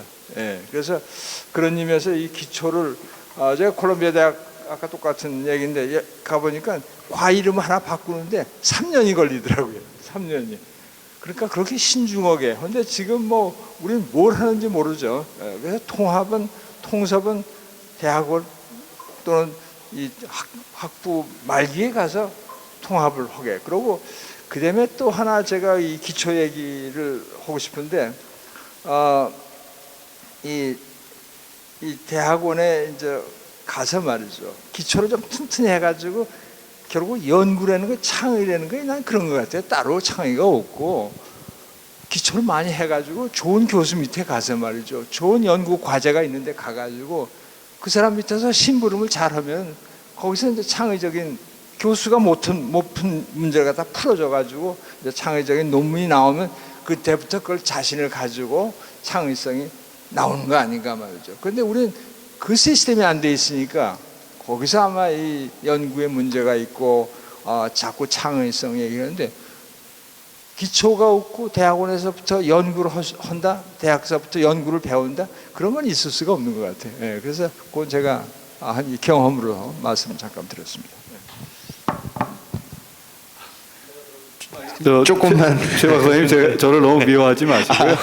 오늘의 성격이 논의 성격이. 네, 아니요. 그래서 그 조장희 선생님은 제가 오늘 처음 뵀는데 사실 뭐 국내 대학이 그렇게 아직은 잘 하고 있지는 못합니다. 그러나 그래도 이제 저희 포항공대에 대해서 간략하게 말씀을 드리면은, 일단 포항공대는 태어날 때부터 연구 중심 대학으로 키워졌습니다. 그래서 사실 그래도 굉장히 그 연구를 열심히 하고 있고, 또한 학부생들도 개교 이래 매년 그냥 300명씩만 뽑았는데 지금도 300명만 뽑고 있습니다. 그래서 기초 교육을 굉장히 그 충실히 하고 있는데, 그 이유는 기초를 중요시하기도 하지만은 저희가 여건상 외진돼 있다 보니까 시간 강사를 구하기가 어렵습니다. 그래서 모든 과목들을 다 전임 교수가 가르쳐야 되기 때문에 그렇게 많은 급변하는 많은 과목을 가르치지 못하고 오래된 기본적인 과목만 저희들이 가르칠 수 있어서, 또한 그런 면에 있어서 좀 기초 교육을 갖다가 굉장히 그 신경을 쓰고 있고, 그다음에 이제 통속 교육은 좀 대학원에 가서 하는 게 좋겠다고 하신 말씀도 사실 저도 조금은 공감을 합니다. 일단 그 기본적으로 학부 때는 아주 기본적인 내용들을 배워야 되고, 그냥 제 개인적인 생각으로는 그냥 저희들이 대학에서 얘기하는 뭐 교양이라는 과목들이 좀 전공이 아닌 굉장히 많은 것들을 다 그냥 교양이라고 뭉뚱그려서 하는데, 그냥 그 제 외국의 친구들을 보면은 저희가 그냥 얘기하는 교양이라고 하는 그런 과목들을 그 친구들은 중고등학교 때 이미 다 배웠던 것 같습니다. 그래서 그러고 나서 이제 대학에 와서 전공을 공부하는 거고, 저희는 중고등학교 때 너무 문제 푸는 데만 신경을 많이 쓰다가 보니까 교양이라는 그 과목을 한 번도 제대로 배워본 적이 없고, 그제서야 이제 대학에 들어가서 수박 겉핥기식으로, 사실 뭐 저도 철학을 잘 배워본 적도 없고 거의 뭐 다른 과목을 갖다가 제대로 배워본 적도 없습니다. 그래서 사실 좀 국내 교육이 중고등학생한테 오히려 뭔가 철학이라든지 인문학을 갖다가 조금 훨씬 더 많이 가르쳐야지만 뭔가 창의력도 생기고 생각하는 힘이 생기는 게 아닌가. 그래서 이제 저희 쪽의 연구들도 보면은 뭐 항상 이제 이 창의력이라는 거는 갑작스럽게 새롭게 나오는 게 아니라 굉장히 그 많은 디스커션에 의해서, 그러니까 뭐 교수와 학생 간에 끊임없는 그 토론에 의해서 뭔가 창의적인 게 항상 나옵니다. 그래서 제가 항상 강조하는 거는, 어떤 때는 정말 저희 학생하고 저하고 토론하는 게 남들이 보면은 정말 싸우는 줄 아는 정도로 서로 큰 소리가 왔다 갔다 하기도 가는데, 그렇게 큰 소리로 저한테 얘기할 수 있는 학생은 그만큼 또 자기 나름대로의 생각이 있다는 거거든요. 그래서 그러한 그 토론을 굉장히 많이 하는 그 교육이 사실은 좀 굉장히 또 중요하다고 생각이 되고, 그 다음에 이 창의력은 제가 생각하기에는 너무 많이 알면은 창의력이 안 나오는 것 같습니다. 그러니까 잘 좀 그러니까 제가 학생들하고 같이 일을 하는 이유는 학생들이 아직 많이 모르기 때문에 같이 일을 하는 겁니다. 왜냐 그러면은 어느 정도 자기 한 분야에서 오랫동안 자꾸 이렇게 연구를 하고 하다 보면은 이제 굉장히 많은 것들을 자꾸 이제 어느덧 알게 되는데요. 너무 남들한테 이제 들은 게 많고 본 게 많다가 보면은 새로운 생각은 잘 나오지는 않습니다. 왜냐 그러면은 이런 거는 옛 거에 누군가에 걸리고, 또 이런 생각을 하면 이거는 또 누군가의 방법에 의해 그런 게 비슷한 게 있으니까 안 되고, 그래서 사실 새로운 생각하기는 힘들고요. 그렇지만 이제 학생들은 막 같이 시작하는 거기 때문에 좀 하얀 도화지 같아서 뭔가 막 자기 나름대로의 생각을 갖다 얘기하죠. 그러면 이제 저희들의 역할은 그 생각을 가능한 좀 좋은 쪽으로 발전시키게끔만 이제 좀 방향을 갖다가 잡아주는 거고 해서, 제가 그냥 말씀드리고 싶은 거는 좀 뭔가 이렇게 토론을 많이 할 수 있는 그런 교육을 좀 어린 학생 때부터 좀 많이 하는 게 좋지 않나 그렇게 생각합니다. 뭐 비슷한 얘기지만 제 생각에 그 창의는 창의를 할 수 있는 환경을 만들어주는 게 중요한 것 같아요. 그래서 외국에 가면 큰 연구소라든가 교수들이 연구라는 건 수만 가지, 여기서 지금 실타래에서 우리가 작은 실뿌리를 잡는 거나 마찬가지인데, 그건 젊은 학생들이 가서는 아무리 창의력이 있어도 그걸 잡을 수가 없어요. 그러니까 교수가 그걸 알고 있어야죠. 교수는 그 분야에 10년, 20년, 30년 했으니까. 그래서 그런 교수를 만나고 그런 연구할 수 있는 시설을 만나는 거, 그 environment, 환경을 만나는 게 핵심인 것 같은데, 우리나라는 그 환경이 좀 부족한 것 같은 생각이 들어요. 네. 지금 이제 논의가 그 이제 융합과 관련돼서 이제 대학에서의 교육 또 연구 쪽에 이제 초점이 맞춰져서 논의가 지금 계속 진행이 되어 왔습니다. 뭐 이제 기초 학문이라고 하면 과학이나 인문학 다 지금 포함이 되는 걸로 이제 말씀들을 해주신 걸로 제가 이해를 했고요. 이제 융합이라고 한다면 좀 더 전문성을 기반으로 해서 대학원에서 이제 융합이라는 어떤 그 방식으로 좀 영역을 확장하는 것이 바람직하고, 또 그런 것들이 잘 할 수 있는 어떤 그 환경, 연구 환경과 또 그런 걸 오랜 동안 고민해온 분들과의 어떤 디스커션, 이런 부분들을 이제 강조를 해주셨습니다. 사실은 그 이 사장님께서 아까 질문을 해주신다고 해서 지금 잠깐 뵀는데 잠깐 나가신 것 같은데요. 그러면 그 사이에 저는 사실은 그런 그 이제 교육 대학에서의 어떤 교육과 연구와 관련된 특히 이제 그 융합도 중요합니다만 저는 이 철학이라는 학문과 오늘 주제가 과학과 철학이기 때문에 과학과 철학은 서로 그냥 따로따로 사는 게 좋은 건지 아니면 서로 좀 함께 얼굴 맞대면서 그래도 필요한 거 좀 도와가면서 사는 것이 필요한 건지 현대 사회에서 좀 그런 얘기를 좀 사실은 좀 하고 싶습니다. 학문적인 어떤 그 내용이나 주제가 있기 때문에 과학자들한테 예를 들면 이런 거죠. 과학 하시는 분들한테는 철학이 다 있습니다. 갖고 계신데 지금 철학자들이 하는 철학이 과연 필요할까? 또 반대로 철학하는 사람들도 또 자기 나름대로 여러 가지 어떤 과학적 정보를 갖고 계십니다만 철학에 필요한 거 연관돼서 정말 현대 사회에 어떤 급변하고 있는 그런 어떤 문명사적 전환에 대해서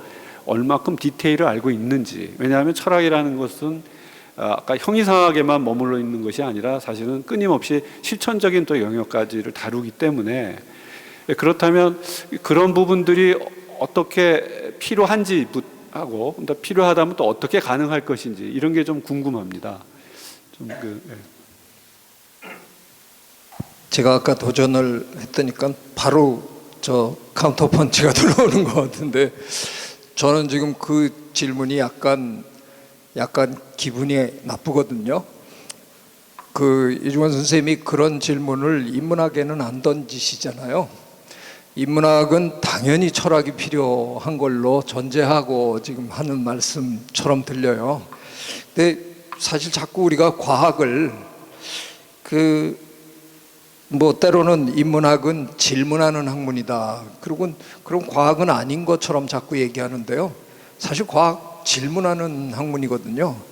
답을 찾는 건 어떻게 보면 구태여 우리가 구분한다 그러면 공학은 답을 찾는다고 해도 되지만 기억하시잖아요. 우리가 옛날에 동숭동에 있을 때는 인문학하고 자연과학하고 한 대학 안에 있었습니다. 물리과 대학 안에. 지금도 세계적인 명문 대학들은 전부 Arts and Sciences에서 물리과 대학으로 돼 있습니다. 근데 대한민국에서의 불행은 제가 보기엔 서울대가 관악산으로 이사 오면서 엄청나게 저질렀다고 생각합니다.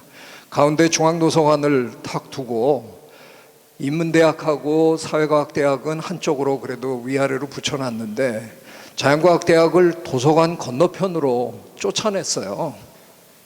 저는 이게 제가 보기엔 정말 가장 큰 실수라고 생각하고요.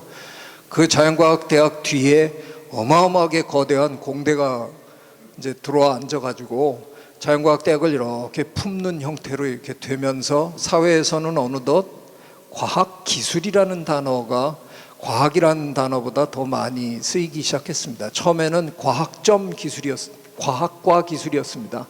그러다가 과자 빼고 중간 점 찍어갖고 과학점 기술이다가 나중에 점도 빼고 과학기술, 방점은 기술에 있고요. 과학은 형용사가 되어버렸습니다. 기술을 하기 위한 뭔가. 그래서 공대 시녀로, 자연과학대학은 공대 시녀로 그냥 전락하고 말았다고 저는 생각합니다. 자연과학은 질문하는 학문입니다. 그래서 자연과학은 인문학입니다. 제가 생각할 땐. 근데 인문학하고 자연과학을 자꾸 이렇게 애써 구분할 필요가 저는 절대로 없다고 생각합니다.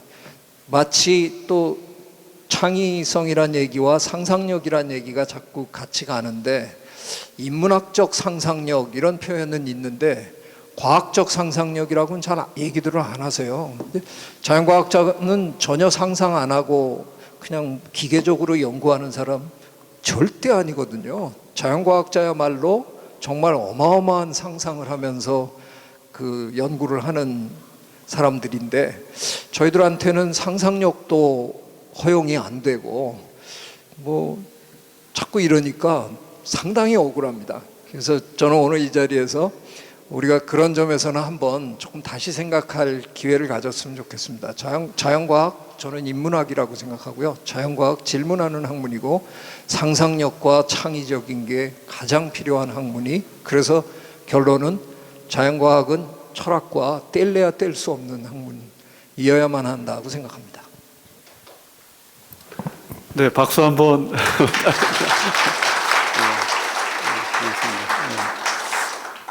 그 이사장님 들어오셨습니다. 아까 아마 특별히 아마 질문이나 또는 뭐 제안을 아마 해주실 것 같은데 한번 말씀 부탁드리겠습니다. 예.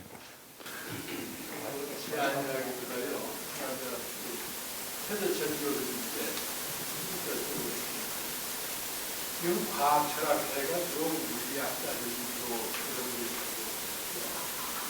그러면 생물학전 뭐 하는 사람들이 물리화학보다는 조금 더 오수에 높은 학문인데 거기서 왜 과학 철학에 같이 안 갑니까? 그 다음에 조장희 박사님 왜 과학 철학자는 왜 안 합니까? 죄송합니다. 근데 저는 아까 가만히 이제 의철 교수 얘기하는 거 보니까 우리보다는 훨씬 철학에 가깝던데 그래요. 뭐 이 에볼루션을 따지고 그러는 겁니까? 거의 그 저희 보기엔 철학에 가까운데. 네. 상상력 그거 하다가 그게 추론인가 뭐가 아니에요? 그래서 그 이제 실험하고 연구하고 검증하고 그러니까 다 상상력인데 뭐 학문이다 질문에 대답하는 게 그게 학문이라는 뭐 디바이나 뭐 그런 거 아니겠어요? 저도 뭐 가만히 있다 잘 모르겠지만 그래서 생물 철학 이거야말로 필요할 것 같아요. 그러면 뇌과학 철학 지금 과학 철학이라고 하는 데가 나쁘게 느끼지 않고요. 사실 오늘 그 과학 철학 협동조합하고 같이 후원을 받아서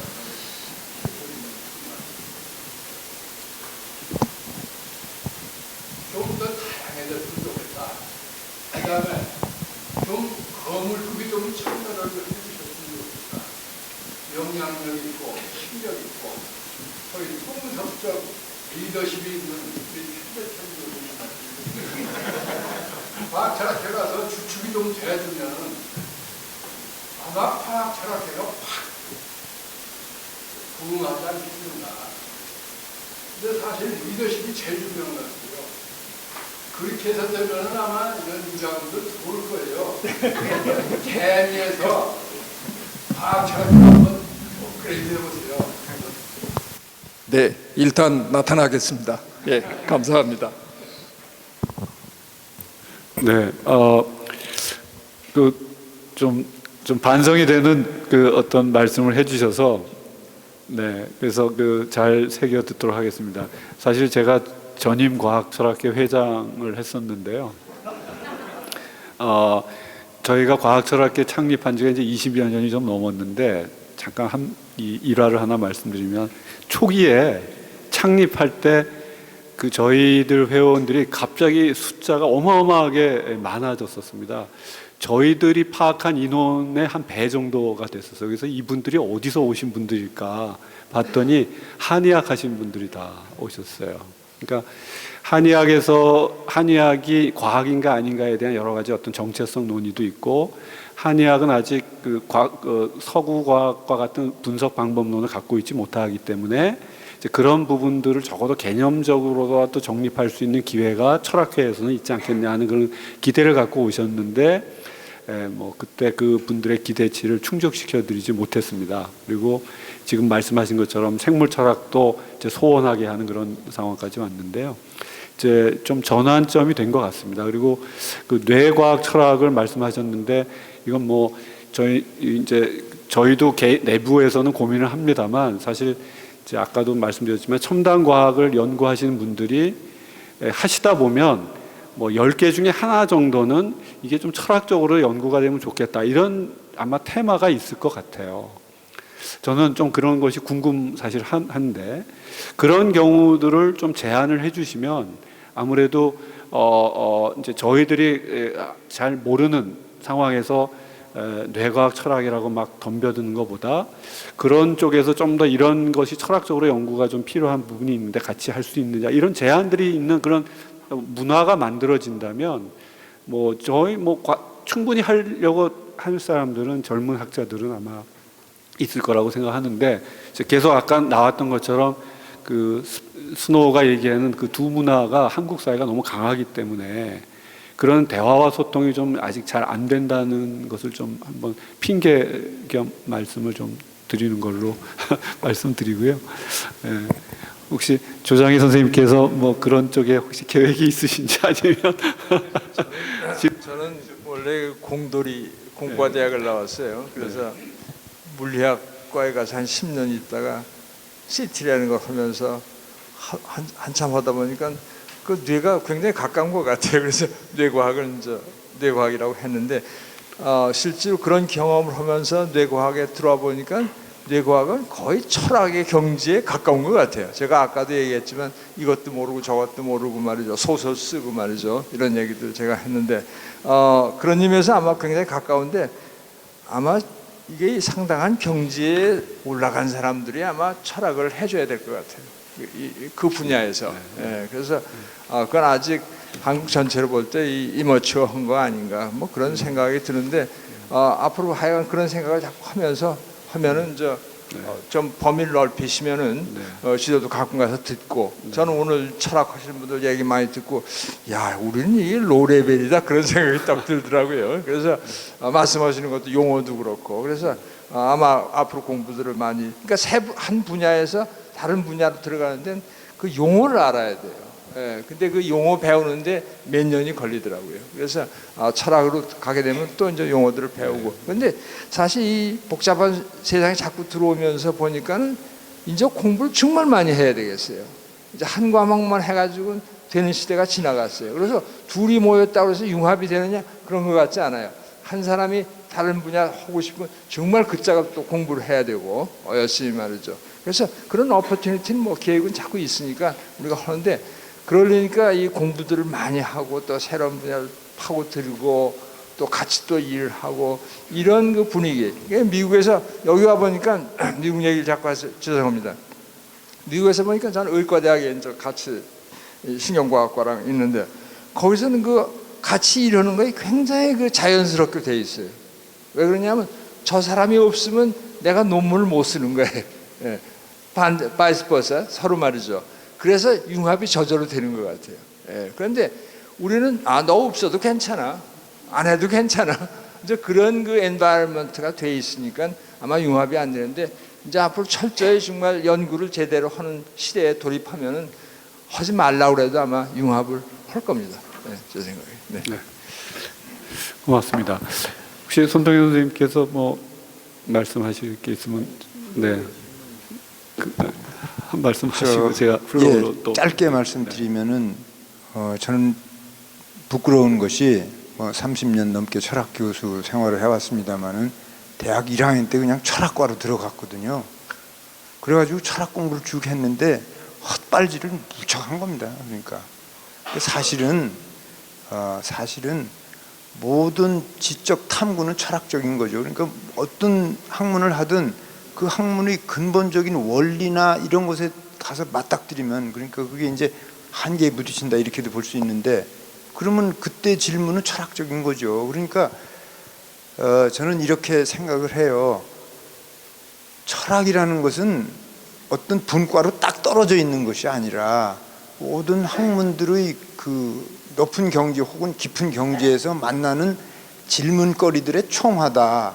그러니까 대학교 1학년 때 원모르고 철학과에 들어가가지고 주로 문헌 들여다보는 일만 하니 이 창의적인 철학적 그 사유가 나오기가 어렵죠. 뒤늦게 철이 좀 나가지고 뭐 생물학 책도 좀 보고 무슨 사회과학 책도 좀 보고 하니까 이게 이제 늦은 겁니다. 그래서 제가 아까 이제 기초 학문 분야의 교육을 학부 시절에 시켜야 된다는 얘기를 그래서 하는 건데 한 말씀 더 드리면은 아직 아무도 말씀 안 하신 것 같아서 우리처럼 인문사회 뭐 과학기술 이렇게 나누는 이런 교육 여기서는 창의적 인재가 안 나와요. 이건 처음부터 잘못된 거죠. 고등학교 2학년 때서부터 사람을 반푼을 만드는 거예요.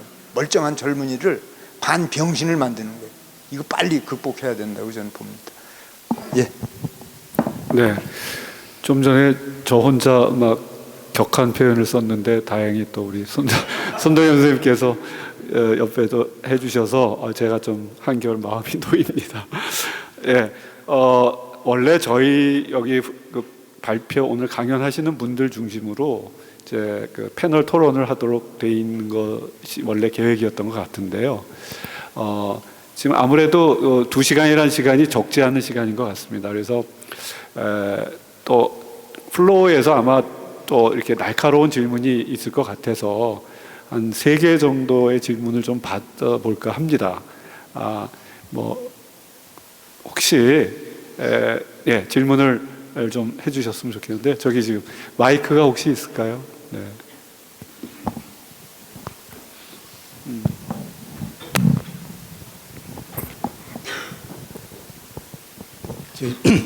조장희 선생님께 질문드리겠습니다. 아까 그 강연에서 재밌는 질문을 2가지 던지셨어요. 그 언어 없이 생각할 수 있을까? 또 기억 없이 생각할 수 있을까? 이런 질문은 뭐 아주 전형적으로 철학적이거든요. 그래서 굉장히 관심을 가졌는데 정확한 대답을 제가 못 들은 것 같습니다. 그래서 그걸 할 수 있다 아니면 없다로 이렇게 말씀해 주셨으면 좋겠고요. 하나만 더. 최재천 선생님도 제가 아까 뭐라 그랬냐면 결국 인문학이 호모사피엔스 생물학이다 말씀하셨는데 저는 동의하지 않거든요.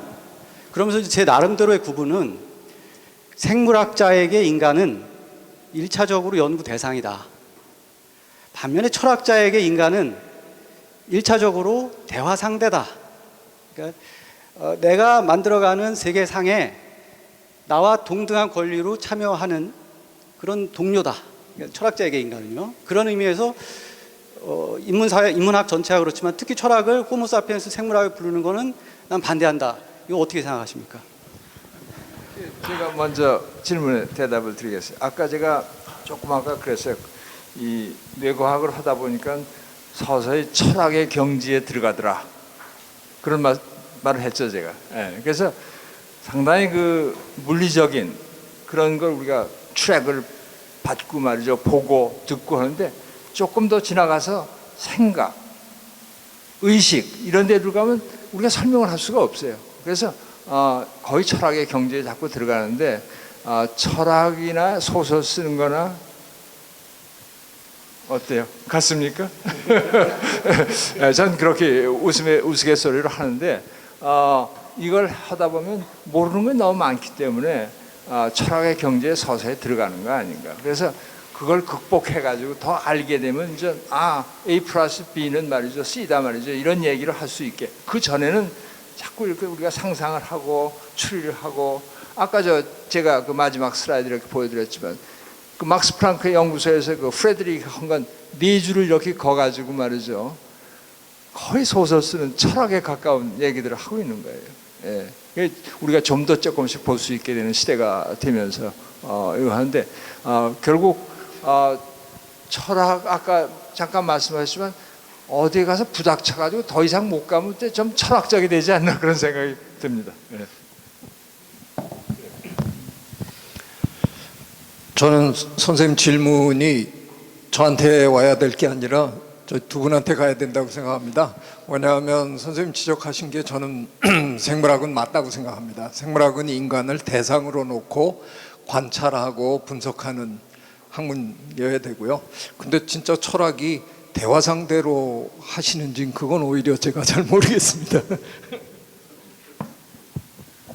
그러니까 이제 생물학에서는 아무래도 실험을 통해서 뭘 입증해서, 그러니까 생물학은 여전히 실증 과학 아니겠습니까? 이제 실증 과학적 탐구가 한계에 부딪히면 지금 조장희 선생님 말씀하셨듯이 이게 실증적으로 보여줄 수가 없으니까 그 다음에는 철학적 사변을 하게 되죠. 그러니까 생물학자가 그 지점에 가면 철학자가 되는 겁니다. 그런 뜻에서 실증적으로 진위를 증명해 보일 수 없는 곳에서 철학적 사유가 시작된다는 점에서 그렇다고 말은 안 할 수 없으니까 그때는 이제 대화한다 이렇게 선생님께서는 표현하신 걸로 이해가 됩니다. 예. 네. 아까 제가 말씀드린다고 했어요. 말을 하고 사람이 말이죠. 그다음에 기억도 하고 이런 걸 가지고 우리가 생각을 하는 거 아닌가. 그래서 제가 그 슬라이드 마지막에 몇 개 못 보여드렸는데 보면은요 머리를 가서 처음에 듣고 말하고 이런 거 하다가 생각을 해라. 그래가지고 뇌를 보면요, 뇌가 벌겋게 달아올라요. 거기 달아오르는데 거기에 90%가 말하고 관계가 되어 있어요. 그리고 10%는 전두엽하고. 그래서 역시 그 말이라는 게 우리 생각하고 굉장히 관계가 깊구나, 이제 그런 생각을 하는데, 그게 소설이죠. 아직까지 확증이 없으니까 말이죠. 전혀 연관되지 않은 실험들을 가지고 우리가 이걸 하니까. 그래서 앞으로 지금 말씀하신 것처럼 어느 한계에 부닥치면은 우리가 하이포테시스, 가정을 하잖아요. 그건 과학의 아주 중요한 그것 중에 하나죠. 하이포테시스, 가설을 세우는 거. 가설을 세우는 거에 아마 철학에 가까운 거 아닌가, 막 그런 생각을 해보죠. 네. 네, 이쪽 테이블이 상당히 많습니다만 우선 이쪽 테이블 갔다가 저기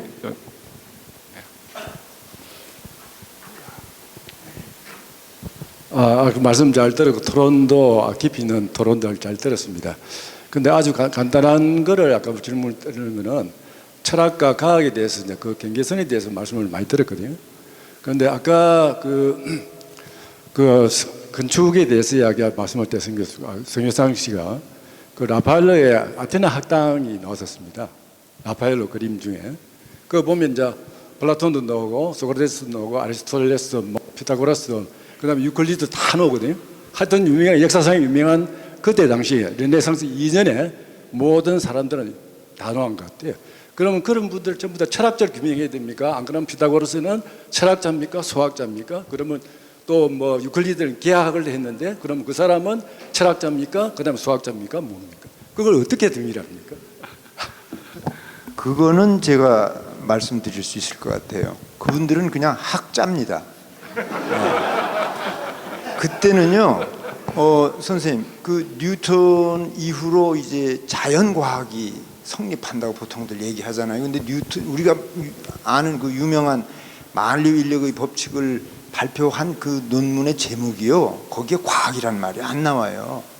자연 철학의 수학적 원리 이렇게 되어 있습니다.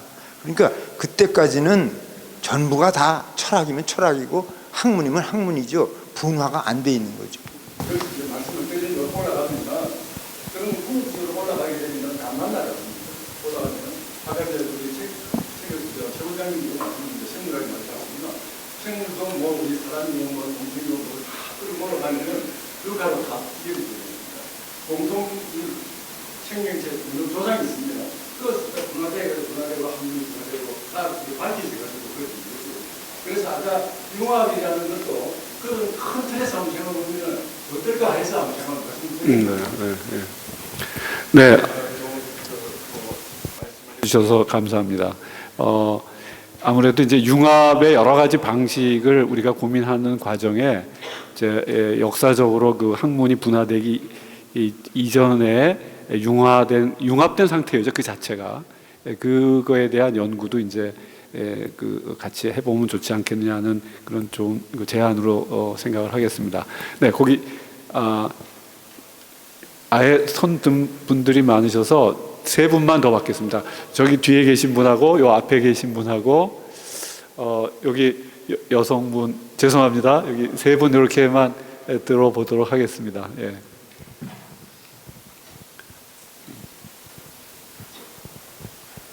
일단 만나게 돼서 되게 반가웠습니다, 교수님들. 저는 이제 고등학생이라서 전문적인 질문이 아닐 수도 있는데 일단 원초적이고 최대한 간단한 질문을 하려고 합니다.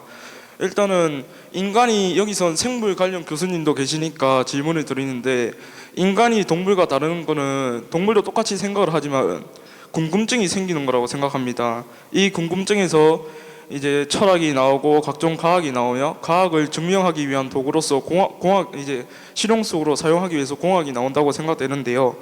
저는 이제 여기 이제 의구심에서 모든 학문이 탄생했고 의구심의 목표가 진리라고 생각됩니다. 제가 어떤 다큐에서 들은 말 중에 되게 마음에 드는 말이 있는데요. 과학은 답을 구하는 것이 아니라 진리에 최대한 가까이 가는 것이라고 했습니다. 그리고 그 진리를 가는 길은 과학자라고 생각되는데요. 저는 여기서 철학자님께 질문 드리고 싶은 게, 이제 진리란 도대체 무엇인지 이제 최대한 간단한 질문, 현재 생각하는 진리가 무엇인지에 대해서 질문 드리고 싶습니다. 예. 그러면 다른 질문도 먼저 받아보고요. 같이 말씀드리겠습니다. 왜냐하면 좀 생각할 시간이 필요할 것 같습니다. 저기 앞에 계신 분. 예.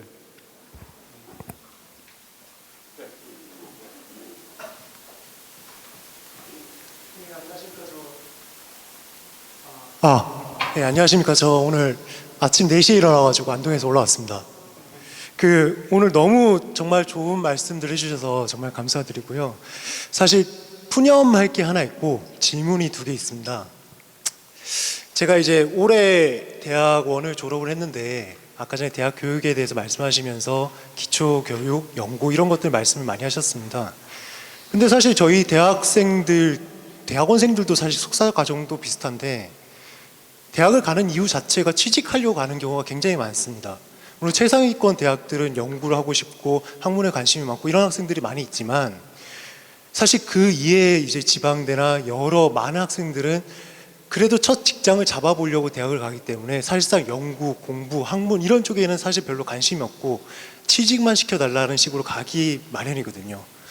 그래서 그런 문제를 해결이 좀 되었으면 좋겠는데 또 한편으로는 제가 사실 한 26, 7쯤 됐을 때야 저는 계속 공학만 해왔는데 그때서야 철학이 얼마나 재밌고 문학이 얼마나 재밌고 시, 수필 이런 것들 뭐 경제, 철학 이런 것들이 얼마나 재미있는지 그때서야 깨달았었거든요. 그게 정말 좀 아쉽더라고요. 그래서 아까 전에 최승진 교수님께서 말씀하신 것처럼 고등학교 때 그런 생각을 좀 할 수 있는 기회가 좀 주어지고 대학은 정말 학문에 관심이 있는 사람들만 갈 수 있게끔 좀 변화가 좀 되었으면 한다는 생각이 들어서 일단 푸념을 드렸고요.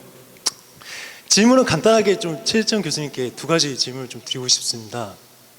사실 제가 최근에 정말 관심을 가지고 있는 게 이제 진화심리학 분야인데 뭐 데이비드 버스나 또 조나선 하이트나 이런 분들의 막 책을 읽으면서 굉장히 좀 새로운 경험들을 하고 있거든요.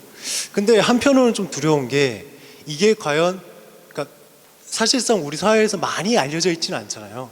그러니까 이런 것들이 학계 내에서는 어느 정도 신뢰성과 또 위치를 가지고 있는지 이 부분이 좀 궁금하고요. 그다음에 2번째로는 그 진화심리학 관점에서 얘기하다 보면 항상 사람들과 같이 얘기할 때 문제가 되는 게 사실과 당위의 문제입니다. 그러니까 아까 전에 얘기하셨던 남자와 여자의 질투의 차이가 난다는 사실은 그냥 사실인데 이게 다른 사람하고 얘기하는 과정에서 당위랑 헷갈리는 경우가 발생을 해버려서 감정 싸움으로 가는 경우가 굉장히 많아지거든요.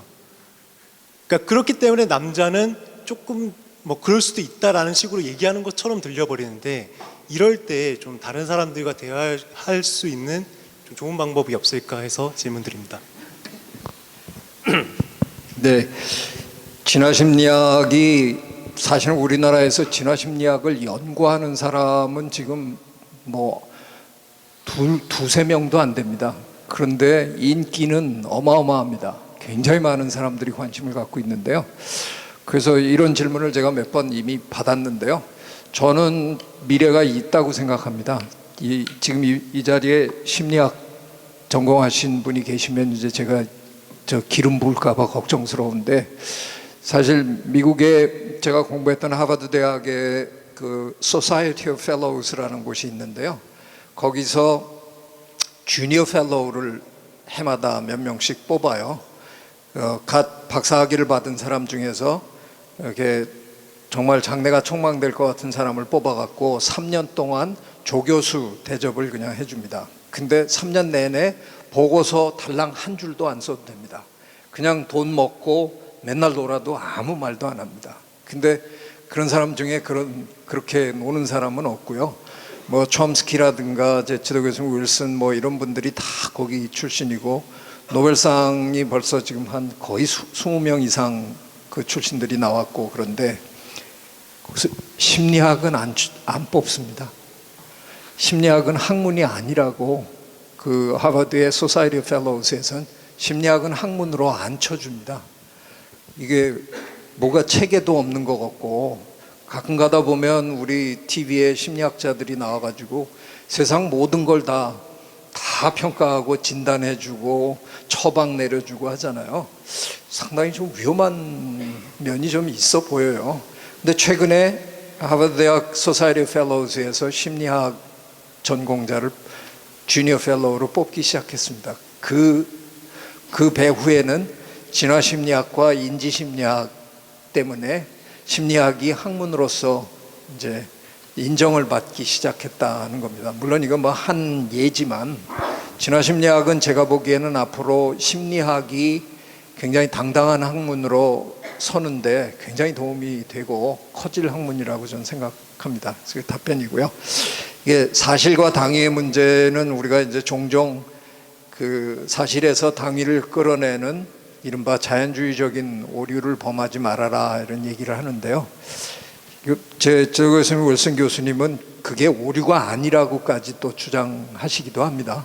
그 사실이 축적이 되면 그게 언젠간 당위가 되는 거지. 그걸 아직 충분한 게 없어서 당위성을 못 받는 거지. 그걸 왜 얘기를 못 하냐 이렇게까지 주장하시는 분도 계신데 뭐 많은 경우에 제가 조금 전에 얘기한 그런 심리학 그 약간 어설픈 심리학적 답변이 종종 이 당위 문제에 걸리는 이유도 제가 보기에는 아직은 충분한 사실 자료가 축적이 안 돼 있어서 그런 거라고 생각해요. 그래서 그런 대화 때 너무 단정적으로 얘기하는 건 그 대화를 즐겁게 하는 데는 재밌게 하는 데는 도움이 될지 몰라도 아마 좀 힘들 겁니다. 그래서 가능한 한 전제 조건을 잘 얘기를 하시고 이러이러한 전제하에 이런 행동들은 진화적으로 이런 의미가 있다 이렇게 설명하시는 게 옳을 거라고 생각합니다.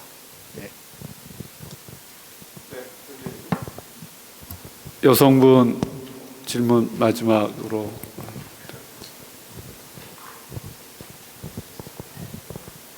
네, 안녕하세요. 오늘 너무 감사합니다. 뭐 전문적인 그런 질문은 아니고요.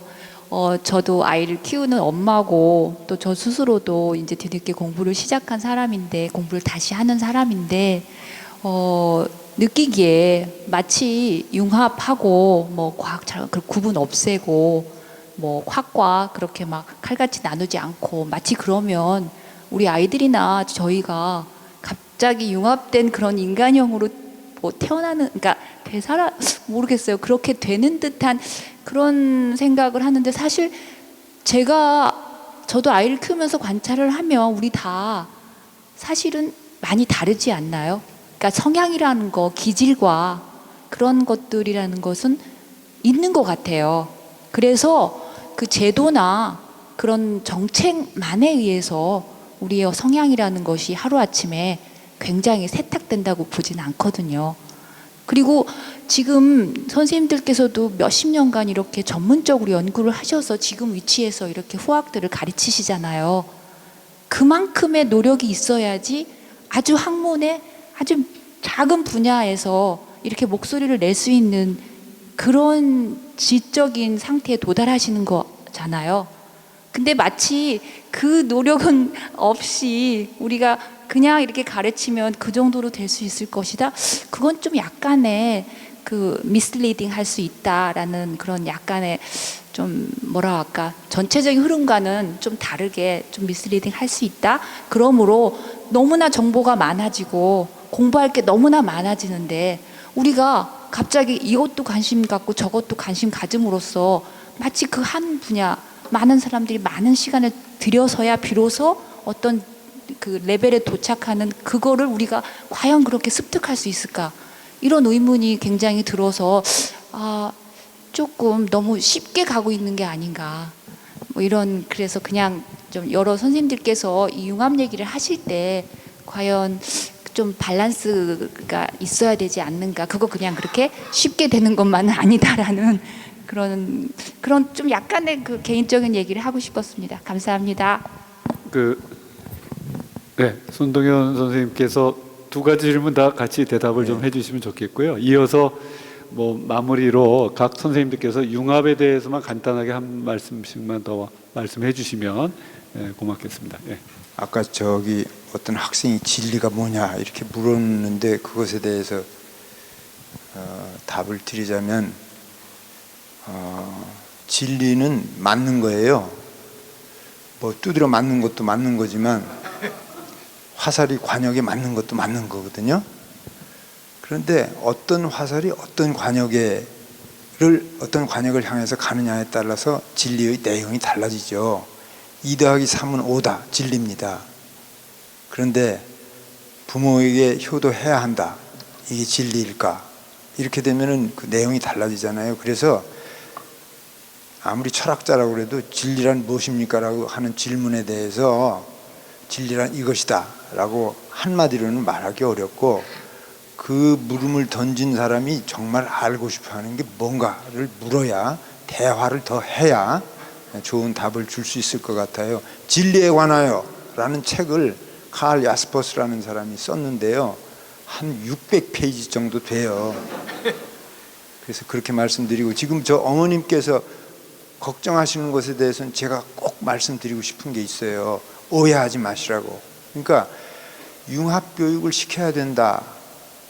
당연히 그렇게 해야 되거든요. 그런데 지금 저 어머님께서는 우리 아이가 기계공학과 가서 기계공학만 열심히 공부하기에도 바쁜데 뭐 철학도 배워야 되고 뭐도 배워야 되고 그렇게 다 배워야 된다고 한다면 이거 어찌 감당하겠느냐, 이런 말씀이신데, 잊지 마셔야 할 것이, 그러면 철학도 많이 알고 사회학도 많이 알고 문학도 많이 알고 이렇게 많은 지식을 쌓아야 된다는 것이 아니고요. 철학적으로 묻는다는 게 뭘 묻는 건지, 어떤 사물을 놓고 철학자들은 어떤 질문을 하고 경제학자들은 어떤 질문을 하고 물리학자는 어떤 질문을 하는지, 그런 것에 대해서 귀뜸을 얻고 좀 안목을 가지게 하는 것이 필요하다는 거예요. 얼마 전에 저 세계인문학 포럼 제가 주관하고 했는데, 미국에서 온 어떤 학자가, 우리도 T자형 교육 얘기를 많이 했어요. 한 분야 깊이 파되 넓게 알아야 된다. 근데 그분은 이제 하나 갖고 안 된다고 파이형 얘기를 하더라고요. 한 2분야는 알고 또 넓게 알아야 된다. 우리 최 교수님이 늘 강조하시는 게, 깊이 파려면 넓게 털을 잡아야 된다. 좁게 하고서 깊이 파봐라. 그거 30cm밖에 못 들어간다. 이런 비유를 하시는데, 그래서 저는 많은 지식을 여러 분야에서 가져라가 아니라 안목을 가져라. 그래서 저는 각성교육 이렇게 얘기합니다. 뭘 깨우치는 거예요. 철학 강의를 많이 들어서가 문제가 아니라, 철학적으로 생각하는 게 이런 거구나라는 걸 깨우치는 거죠. 그런 안목을 가져놓으면 그 학생은 뭐 기계공학 공부해서 졸업하고 현대자동차 취직하라 이거죠. 그런데 회사 생활을 하면서 어떤 문제에 부딪혔을 때 그런 안목을 가진 사람은 문제를 돌파해 나가지만, 그런 안목이 없고 그냥 기계공학만 공부한 사람은 거기서 막힌다 이거죠. 그런 의미에서 융합교육이 필요하다. 융합교육을 통해서만 창의성이 길러진다는 얘기지, 여러 분야의 지식을 많이 쌓으라는 얘기는 절대 아니니까 걱정하시지 않으셔도 됩니다. 네, 아주 시원하게 말씀을 해주셔서 고맙습니다. 아무래도 오늘 대주제가 융합이다 보니까, 그리고 또 여기 저희 리플렛에 보면 이제 융합의 여러 가지 논의를 하면서 이런 제안을 하셨어요. 그러니까 밝혀지는 세계상과 인재 확장, 변화하는 세계상과 예측 가능성, 그리고 우리의 융합적 대응. 아마 이제 결론 겸 논의를 마무리하는 주제가 될 것 같습니다. 그래서 지금 손동현 선생님께서는 그 답변이 아마 그 융합적 대응에 해당하는 답변도 될 것 같아서, 조장희 선생님하고 각 세 분 선생님께서 그냥 간단하게 한 말씀씩만 해주시고 제가 마무리를 하도록 하겠습니다. 네. 감사합니다. 저는 뭐 한마디만 하겠습니다. 이 융합과학 그렇게 얘기하는데, 난 한국 와서 처음 듣는 얘기예요. 외국에서는 그 융합 얘기 별로 안 하더라고요. 근데 제 자신은 한갑이 돼서 융합 공부를 시작을 했어요. 한갑이 돼서. 지금 제가 80입니다. 그러니까 융합은 하다가 필요에 의해서 자연스럽게 해야지 그걸 억지로 할 필요는 없는 것 같아요. 그건 제 개인 경험입니다. 네. 제가 통섭을 우리 사회에 이렇게 좀 유행시킨 사람이라서 저도 이 답변을 해야 될 것 같은데요. 저 조장현 선생님하고 똑같은 생각입니다. 사실은 융합은 불가능합니다. 한 개인이 두 분야, 세 분야를 융합한다? 이건 거의 불가능한 얘기입니다. 그래서 지금 그렇게 하자는 게 아니고요. 자기 우물 하나 확실히 파면서 옆에 우물 파는 사람하고 소통 가능한 정도의 지력을 갖추자는 거죠. 아까 손동현 선생님이 지식이 아니라 지적 능력이라는 말씀 한번 하셨어요. 지금 어떻게 보면 지식은 널려 있잖아요. 인터넷에 누가 빨리 뒤져서 꺼내느냐의 싸움처럼 보일 정도로 그 지식을 내 머릿속에다가 꼭 집어넣어 놔야 된다는 게 아니고요. 내가 필요할 때 어떤 지식을 어디서 가져다가 내가 알고 있는 거랑 어떻게 연결을 해서 이 문제를 풀어나갈까를 이제는 알아야 되는 시대가 됐다는 거죠. 옛날에는 혼자 앉아서 그런 일을 많이 했었던 것 같아요. 근데 지금은 거의 모든 일이 같이 합니다. 같이 하는데 내 옆에서 함께 일하는 내 동료들은 대화가 가능한데 나는 알고 있는 게 기계공학 한 분야밖에 몰라가지고 저 사람들이 무슨 얘기를 하는지 난 도저히 감이 안 잡힌다. 그 사람은 도태될 수밖에 없다는 거죠. 그래서 모든 지식을 다 머릿속에다 넣어갖고 있으라라는 뜻이 아니라 지적 능력을 갖추라는 얘기를 아까 손동현 선생님이 하셨는데 저도 정확하게 그 얘기를 반복하고 싶습니다. 지력을 갖추라는 거지 지식을 다 머릿속에 담으라는 얘기는 아닙니다. 그렇기 때문에 어떻게 보면 이게 권리의 문제라고 생각합니다. 지금 우리 교육이 자꾸 정부 주도로 너무 일방적으로 하는 바람에 이제 또 통합교육 됐다고 그러니까 이제 모든 학생들이 전 분야를 다 해야 된다. 제발 이것만 좀 없앴으면 좋겠어요. 누구는 안 해도 되게 좀 놔두면 안 되나요? 왜 전 국민이 똑같은 공부를 해야 됩니까? 누구는 요만큼 하고 누구는 이 분야도 하고 누구는 하지만 모두가 다 합의를 봐야 되는 게 모두가 다 해야 되는 아주 기본적인 건 있다 하는 것만 합의를 보자는 거죠. 왜 전 국민이 다 미분방 정식을 다 풀어야 합니까? 어떤 놈은 미분방 정식 안 풀어도 되고요. 어떤 놈은 뭐 해도 되는데 우리는 나만 모를 뿐이지 정부는 알잖아요. 어느 순간에 1등이 누구고 꼴등이 누구라는 걸 다 알잖아요. 수능시험 한번 보여가지고. 왜 꼭 우리는 그렇게 일렬로 줄을 세워야 되냐. 저 줄 많이 세웠으면 좋겠어요.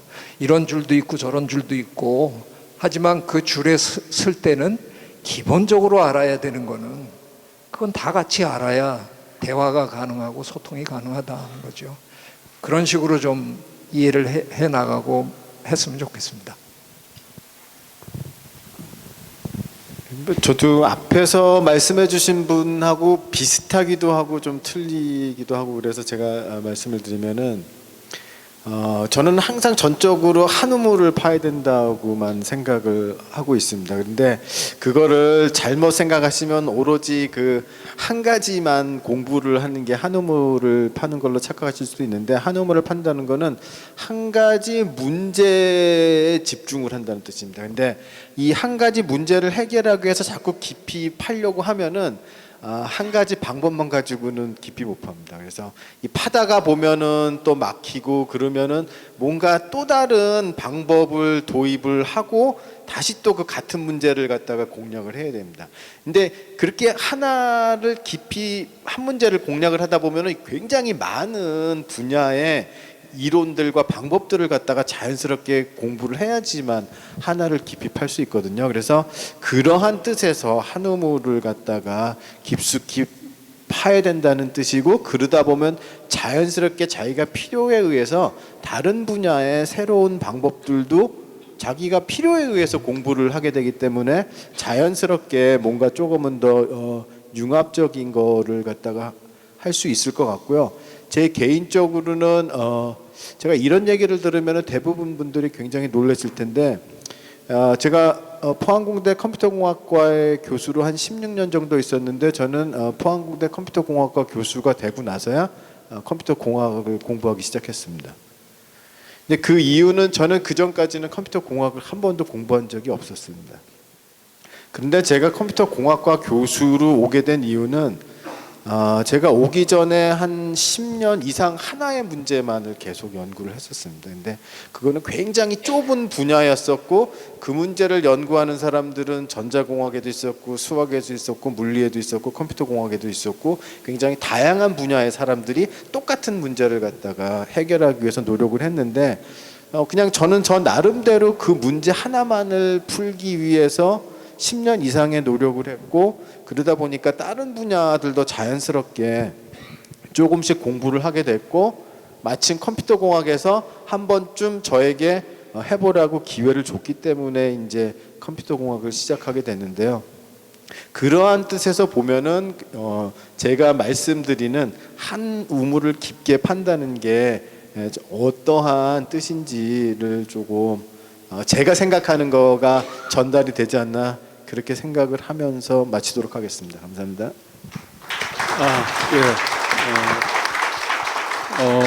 정말 그 좋은 말씀들 잘 들었습니다. 이제 시간이 많이 됐습니다. 이제 마무리를 하고 이제 끝내야 될 것 같습니다. 혹시 이사장님께서 한 말씀 마무리하실 게 있으신지요? 네. 그럼 이제 아무래도 오늘 전체 모임의 마무리가 이제 지금이 되지 않을까 이런 생각이 좀 들어서 이제 오늘 그 리플렛에 아까 나왔던 그 내용을 다시 한번 좀 새기면서 한번 말씀드려보고 싶습니다. 여기 오신 많은 분들이 평소에 과학에 대한 열정과 이걸 통해서 이제 세계에 대한 어떤 인식의 지평을 넓히는 것 이런 것에 많은 어떤 노력과 열정을 기울이고 계시다는 것을 들었었습니다. 여기에 이제 오늘 그 융합이라는 주제는 그런 작업을 하시는데 그런 어떤 열정을 통해서 학문적인 어떤 성숙함을 키우시는데 도움이 되는 어떤 그런 내용들이 철학이 됐든 뭐 역사가 됐든 다른 인문학이 됐든 이런 부분에서 이제 같이 결합이 될 수 있다라는 방향으로 여러분들께서 이해를 해주셨으면 좋겠습니다. 아까 푸념처럼 얘기를 했습니다만 저 역시 서로 상보적인 관계를 갖는다면 이제 궁극적으로 해결되지 못한 원리적인 측면에 가서 그런 상보적인 어떤 관계를 갖는다면 좀 더 빠른 속도로 연구도 발전하지 않을까 이런 생각을 늘 하고 있습니다. 그래서 과학과 철학이 20세기에 그 스노우라는 사람이 두 문화가 서로 대립적이다라는 좀 네거티브한 입장이 있었는데 21세기는 그런 생각을 좀 접고 어떻게 상호 보완적이고 어떤 그 발전적으로 기여할 수 있는지에 대한 이런 쪽에 좀 더 관심을 기울이는 것이 지금 필요하지 않나 생각을 합니다. 그리고 보면은 이제 미래에 대한 어떤 예측에 관한 것도 오늘 많은 논의가 있었습니다. 한국에서 좀 부족한 부분이 저는 미래학이라고 생각을 합니다. 우리가 미래가 앞으로 어떤 식으로 변화할 건지에 대한 어떤 전망을 가지고 있다면 자연스럽게 어떤 그 학자들 안에서도 그것을 좀 더 성숙하게 발전시키기 위해서 융합이 일어날 거라고 저는 생각합니다.